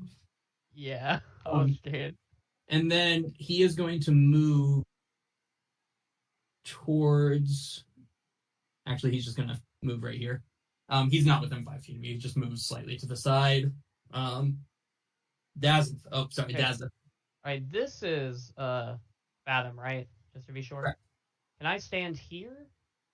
Yeah, the rock is like we can. Yeah, there's room next to the rock. We'll say yes. Okay. I'm gonna run. I'm gonna run over here. That was I'm the rock going. that hit Fathom, so it's probably like on his feet, right? Yeah. I'm gonna pick up the fireball necklace, because I assume he still has that out, or dropped it Yeah, whenever we're he. in his hands. Mhm. And I'm when gonna he take- dropped it, it went off. All of it. I'm gonna take a bead off of it. I'm gonna try to aim it high. He's 60 feet high, so if I hit him in his chest, it should not hit on the ground, correct? Yeah. You throw it in his head, it should hit him fine.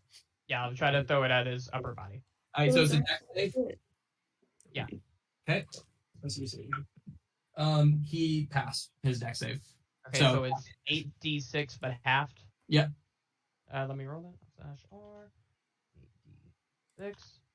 So he still takes 15. Yeah, this thing explodes in his face. He lets out like a, and then he goes boom and casts harden on himself. Conceptually, now at this point, if you have that image in your head, he does harden on himself immediately following that hitting him. These beads are gonna. That's Dawson's turn. Okay. Calm like rain. Yeah. He's gonna go ahead and do what is medicine? Wisdom or intelligence? Wisdom. On Fathom. So Fathom is stable. Yeah. And then he is going to run back to right here. And that's Calm Like Raiden's turn. Okay. Laurel. Laurel is. Since I'm standing right next to Dazif, I'm gonna take 2 of the fireball beads. You can only use No, you can use multiple. One is an action. The logic is you can throw the whole necklace if you want more to go. Is the only way to throw more than one in a turn. Really? Well, it's an action to throw an object. So, like, how would you throw both? I thought. You just, I mean, it's like beads, right? You just like. Yeah, hold them in. Okay. Yeah. I mean, I guess. Yeah. I just wasn't sure. It only increases the spell damage by 1d6, though. Oh, if you used to. Oh, okay. Yeah. That makes sense. Okay, yeah, you throw 2 of them? No. I grabbed 2 of them. Gotcha. And I'm going to move. I should have you guys make some kind of check for ability to throw these. I'm just letting you place them wherever you want. That's on me. Yeah, I wasn't going to question it. No, that's fair. I wouldn't question it either. Expert fireball bead throwers. I mean, we are trying to hit like a ginormous 60-foot statue with a bead. So, like, our target's pretty big. Yeah. Oh, okay. So Dazith used one and Laurel took one. And there's 2 left. I'm going to move right here. Now, me taking it, is that an action? You can have it be a bonus action because we were having throwing it be an action. So, all right, and I'm going to cast Healing Ward through my lyre at Fathom. Nice. Okay. Get him back in the game. And this is plus a 1d4. Okay. So yeah. There you go, buddy. Thank you. Well, 25% of my health. That is my turn. Okay. Fathom, you are back and prone. I'm gonna gasp for air, be super afraid, look over, see Mako down, and cast Healing Word at level 1. You see Mako, I love that. Pops up like, oh shit, and just brings Mako back. Yeah. Ooh, that is not good. 6. Mako, you come back for 6. Thank you. And then, do I have anything else that I can fucking do? Or am I just useless? Yeah, I feel you. I don't know. I'm gonna cast Guidance on Inna. I like it. Is that an extra D8 on an ability check? It's a D4 because it's a cantrip, but yes. Is it on attacks as well, or just ability checks? Just ability checks. Oh, I like it. No, who knows? Anything else? Nope. Anna.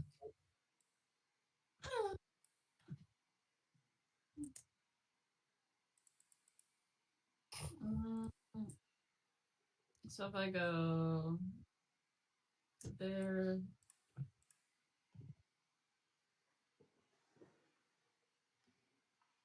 Yeah. So I'm going to go ahead and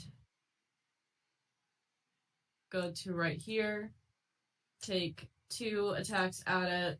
Okay. Just because I think that nat 20s might hit. And there's always a chance. Yeah, both those hit. Okay, yeah, sure. And then I'm going to go over here. Cool. Right. Bonus action, I'm gonna put my shield up. Okay. Okay. Cool. He is going to pick up a rock and throw it at Dazeth. Ouch.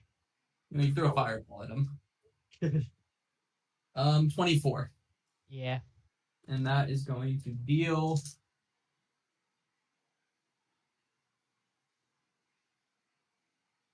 If it's more than 19, I'm down.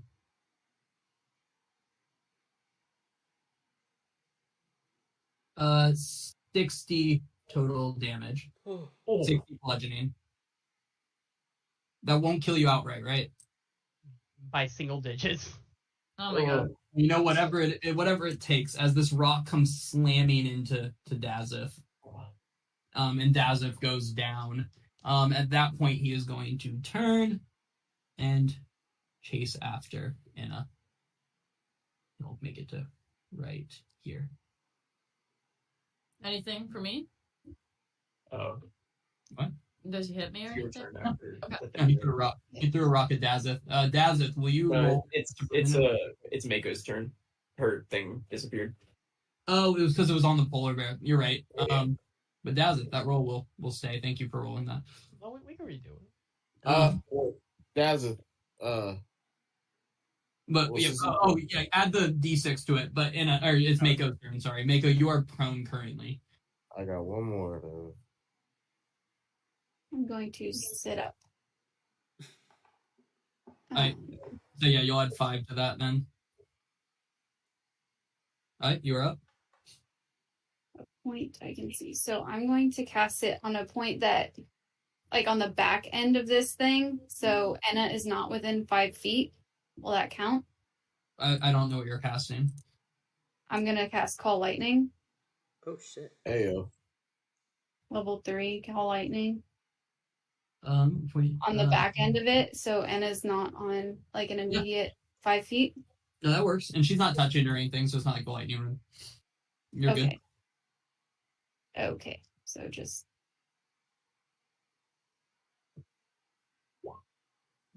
It's a dex save. He failed, but he's gonna choose to pass it. I think you've done that 3 times. This is his last one. Yeah.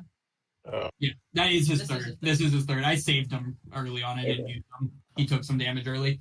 He will choose to pass it. Does he still take half? He does, right? Yeah. Okay, and then he is going to harden.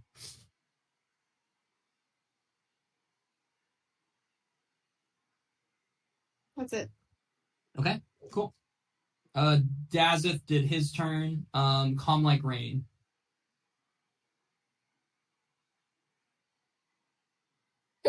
Calm like rain is going to. That's funny. He was gonna save people, but then the healers decided to do their thing. You see So it? they're, yeah, he's gonna trust that the healers will continue to do their thing and provide a little support here, and he'll go ahead and take 2 swings. Okay. At this thing. At advantage. That is bold of him Not to assume. technically, no. But it doesn't matter. You're not across, directly across from Oh, him. I see. But those will both hit. Calm like rain he's fueling his anger about what happened to Fathom. That's my boy. Yeah, and he's just like slicing at the back of his leg. They're clinking off, but you feel like you've hit him. Sweet. That's it. Laurel. You just saw a boulder wreck Dazif in the face. Just really get him good. Also, has everyone been downed at some point during this fight besides Laurel? You see it. Laurel got down once, and that was enough for him. Calm Like Rain also hasn't been down yet. Oh. We definitely wouldn't kill him outright, right? Stop! Don't you dare! No, we wouldn't. He had the green dot on him. You've done it to make characters before. You killed Pero. Got enough damage to die outright. But sorry, Laurel. No, you're fine. Because I really don't know what to do. No one does. Wait, hold on. Chris, I love your responses to things. It's too high a CR for you. Okay.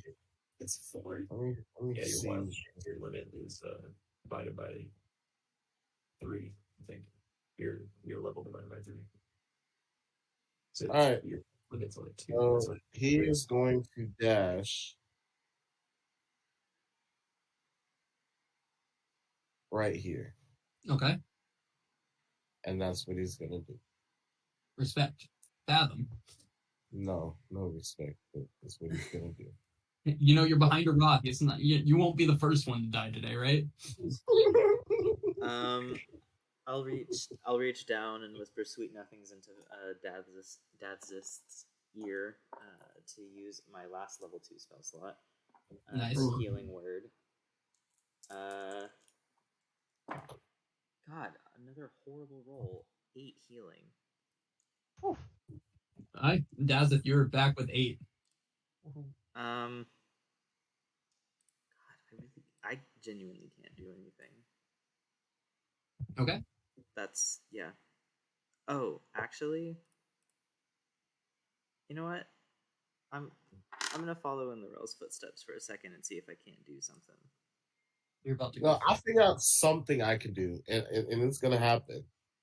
I don't die first. I think I can do that. Is that within range? What are you doing? Oh shit, JK. Actually, I don't know about this ruling. I want to cast Fairy Fire on it. But I used Healing Word. However, the Fairy Fire I use is a racial trait. Would that still be counted as a spell? Yeah. Oh, well, is it a cantrip or is it a spell? It's technically a spell, but I don't get it from a spellcasting class. I get it from it's the racial always, traits. it's like you can't. You can cast it at will once per day without. No, I don't think. B. It's What? a drow thing. Drows can cast Fairy Fire at will once per day or twice per day or something like that. Is it a spell? It's not a cantrip. It's a level 1 spell, but it's a racial trait. Well, is it an action? Yeah. Oh, but it doesn't. Wait, it doesn't use a spell slot though. No, No. yeah, you can cast it once per day just from being a drow, but it's using a spell. It's just not a spell slot. If he has an action or bonus action or whatever he needs, I think it's okay because it's just not using 2 spell slots. That's the only rule. All right, throw your Fairy Fire out there. Okay. I need a DC 14 Dex save from him. It's the same thing, but mine is You got a DC. 19. Damn. Okay, that's my turn. Okay, Anna. Bro. I'm going to move right here. And then Yeah, there you go. 24 and 22 both hit. Yeah, and you same as usual. You get some solid hits on it, but they kind of bounce off ways. yeah, and then I'm gonna run to right there, and I'm gonna say, "Come like rain, run!" Alright. It's his turn. He's gonna throw a stone at Inna. Yeah. For those attacks. Does a nat 1 hit ever in our game? Stop it. And it slams directly in front of you, Inna, like that. And it screams a little bit. And then he turns and just stares down at Calm Like Rain.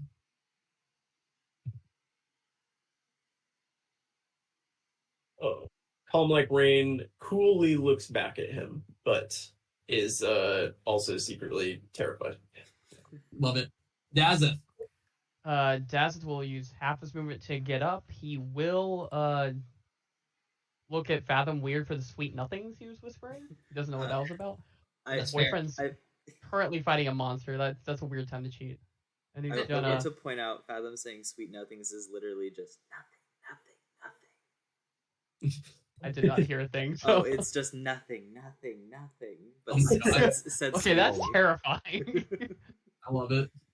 Right. I only have half of my movement right now, so I am going to move 1, 2, 3 squares. And what would it take for me to throw a... I still have the fireball necklace, correct? He just took a couple off of it? Yeah, so 2 have been used. Laurel has... So 4 are currently not available. We skipped Mako again. Oh, sorry about that, Mako. Daz, this will be before you take an action or anything. Sorry about that, Mako. It deleted the polar bear. You Can I try and cast Reduce again? Yeah. What's it make? A con save? Yes. 24. Yeah.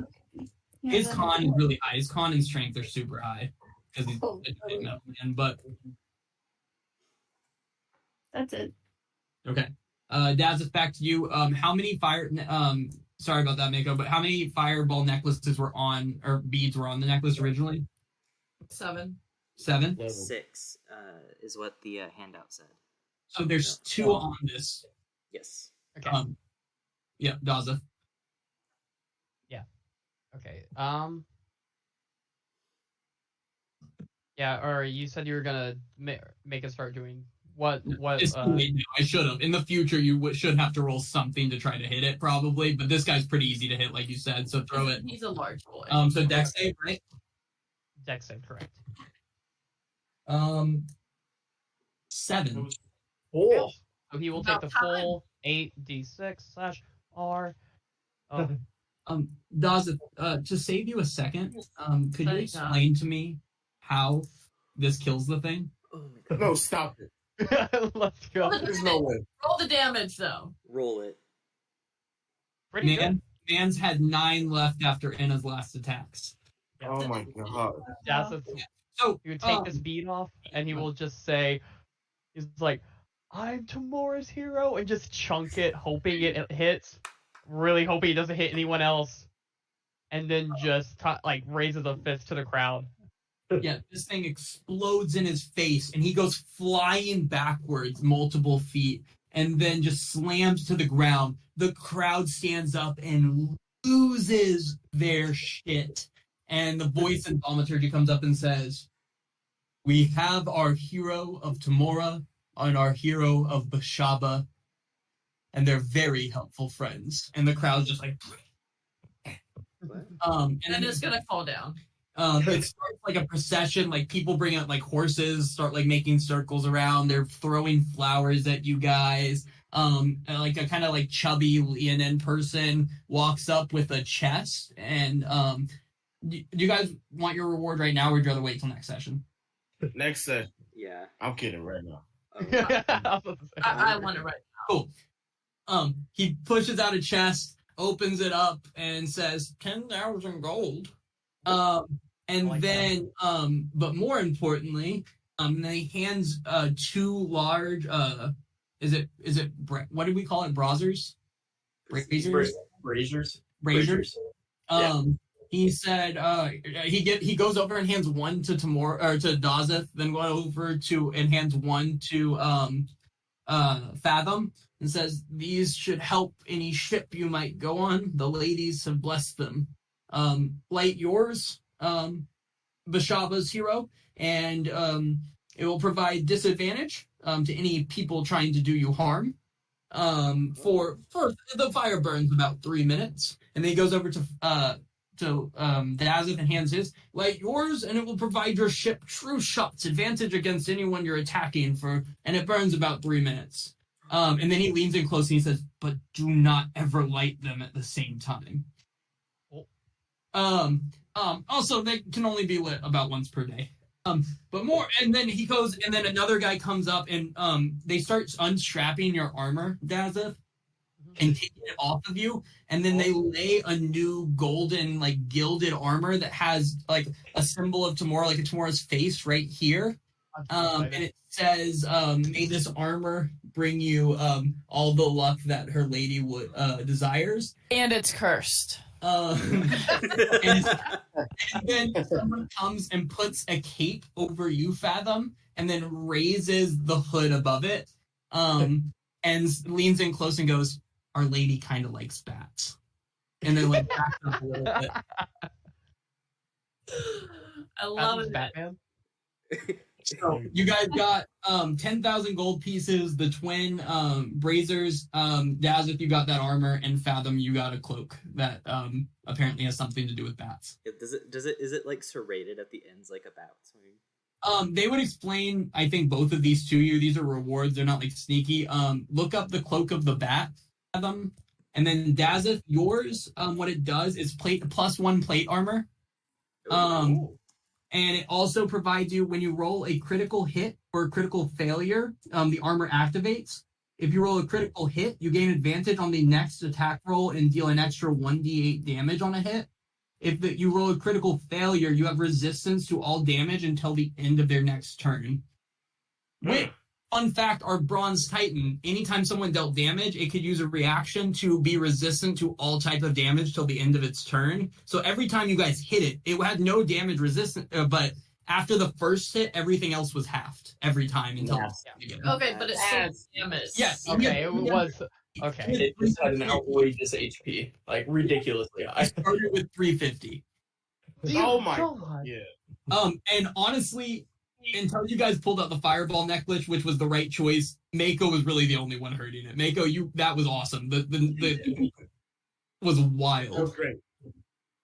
Now we have. Yeah. That means Good we job. have 3 beads left. Correct. Right? Yeah. You also have explosive wine bottles, though. Yeah, but those aren't fireballs. Oh my god, you can fly. Yeah, I can turn into a bat too. And with this, the people will kind of come up to you and say, your time in Theros has come to an end, at least for now. Thank you. Where does your journey take you next? A hot bath.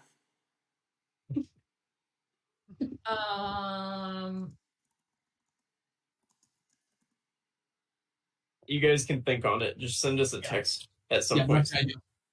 And with this, they lead you through a door. People are cheering. They're throwing flowers at you and everything. And they lead you through a door. And then all of a sudden, you're back in front of that well from the very beginning. But you're sitting there. Dazeth has this fantastic new armor on. Fathom's running around, like pretending to be a bat. And there's a chest of gold and 2 braziers there next to you. And that's where we'll end it. Yeah, well Okay, done. real quick, can I get all the description from that armor real quick so I can? Here, I can put it in the chat, and then you can just add it to a description somewhere so you know what it does. But it is a +1 plate armor first, so it should just add 1 to your AC. Yeah, I did that already. Yeah. And then this is the other part of it.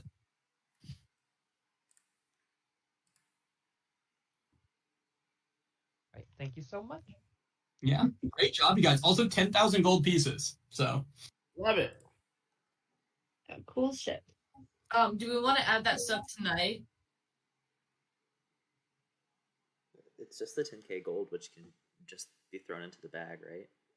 Yeah, I'll put the 10k gold in there. We have 27,730. Nice. you don't back need up- that. We're back up money. to what we were before we bought upgrades for our ship. There you go. And I'll do it again. No, great job, you guys. That was a hard fight. That was a Oh my very God. hard fight. I was was- worried. Brennan scared the shit out of me when he did that math and not counting Oh, his rage. yeah. That genuinely like made my whole body So go sorry. cold. There were moments where, like 3 of y'all were real near to dead. Dazeth, Mako, all of you close to death at one point. I also only had 1 turn left in my rage. Oh, You would have been in trouble. And that was my last rage. Yeah. Yeah, I had 1 level 2 spell, and one level 1 spell, and that was it. Without One level 1 spell. Can we talk about it when it rolled that nat 20 if it was anyone other than Anna? No, that's yeah. true. No, Smushed. if y'all hadn't had those fights before it would have definitely been much easier because you would have had those like level 4 spells to throw. Like Ameko used her level 4 spell and it was insane, right? Like that was like by far the like tide turner for y'all. Before that point, he was still at like 280 before she became an ape, and it was just not going down very quickly. Oh my god. It's just even if I hit it really well, that still only does like 10 to 20 damage. You were dealing what should have been 39, and he was taking was it 19. 17 every time, 18. I mean, yeah. But great job, you guys. That was a hard one. We'll see you guys next week. See you next week. Everybody say bye to the recording. If you guys can't by like Sunday have a general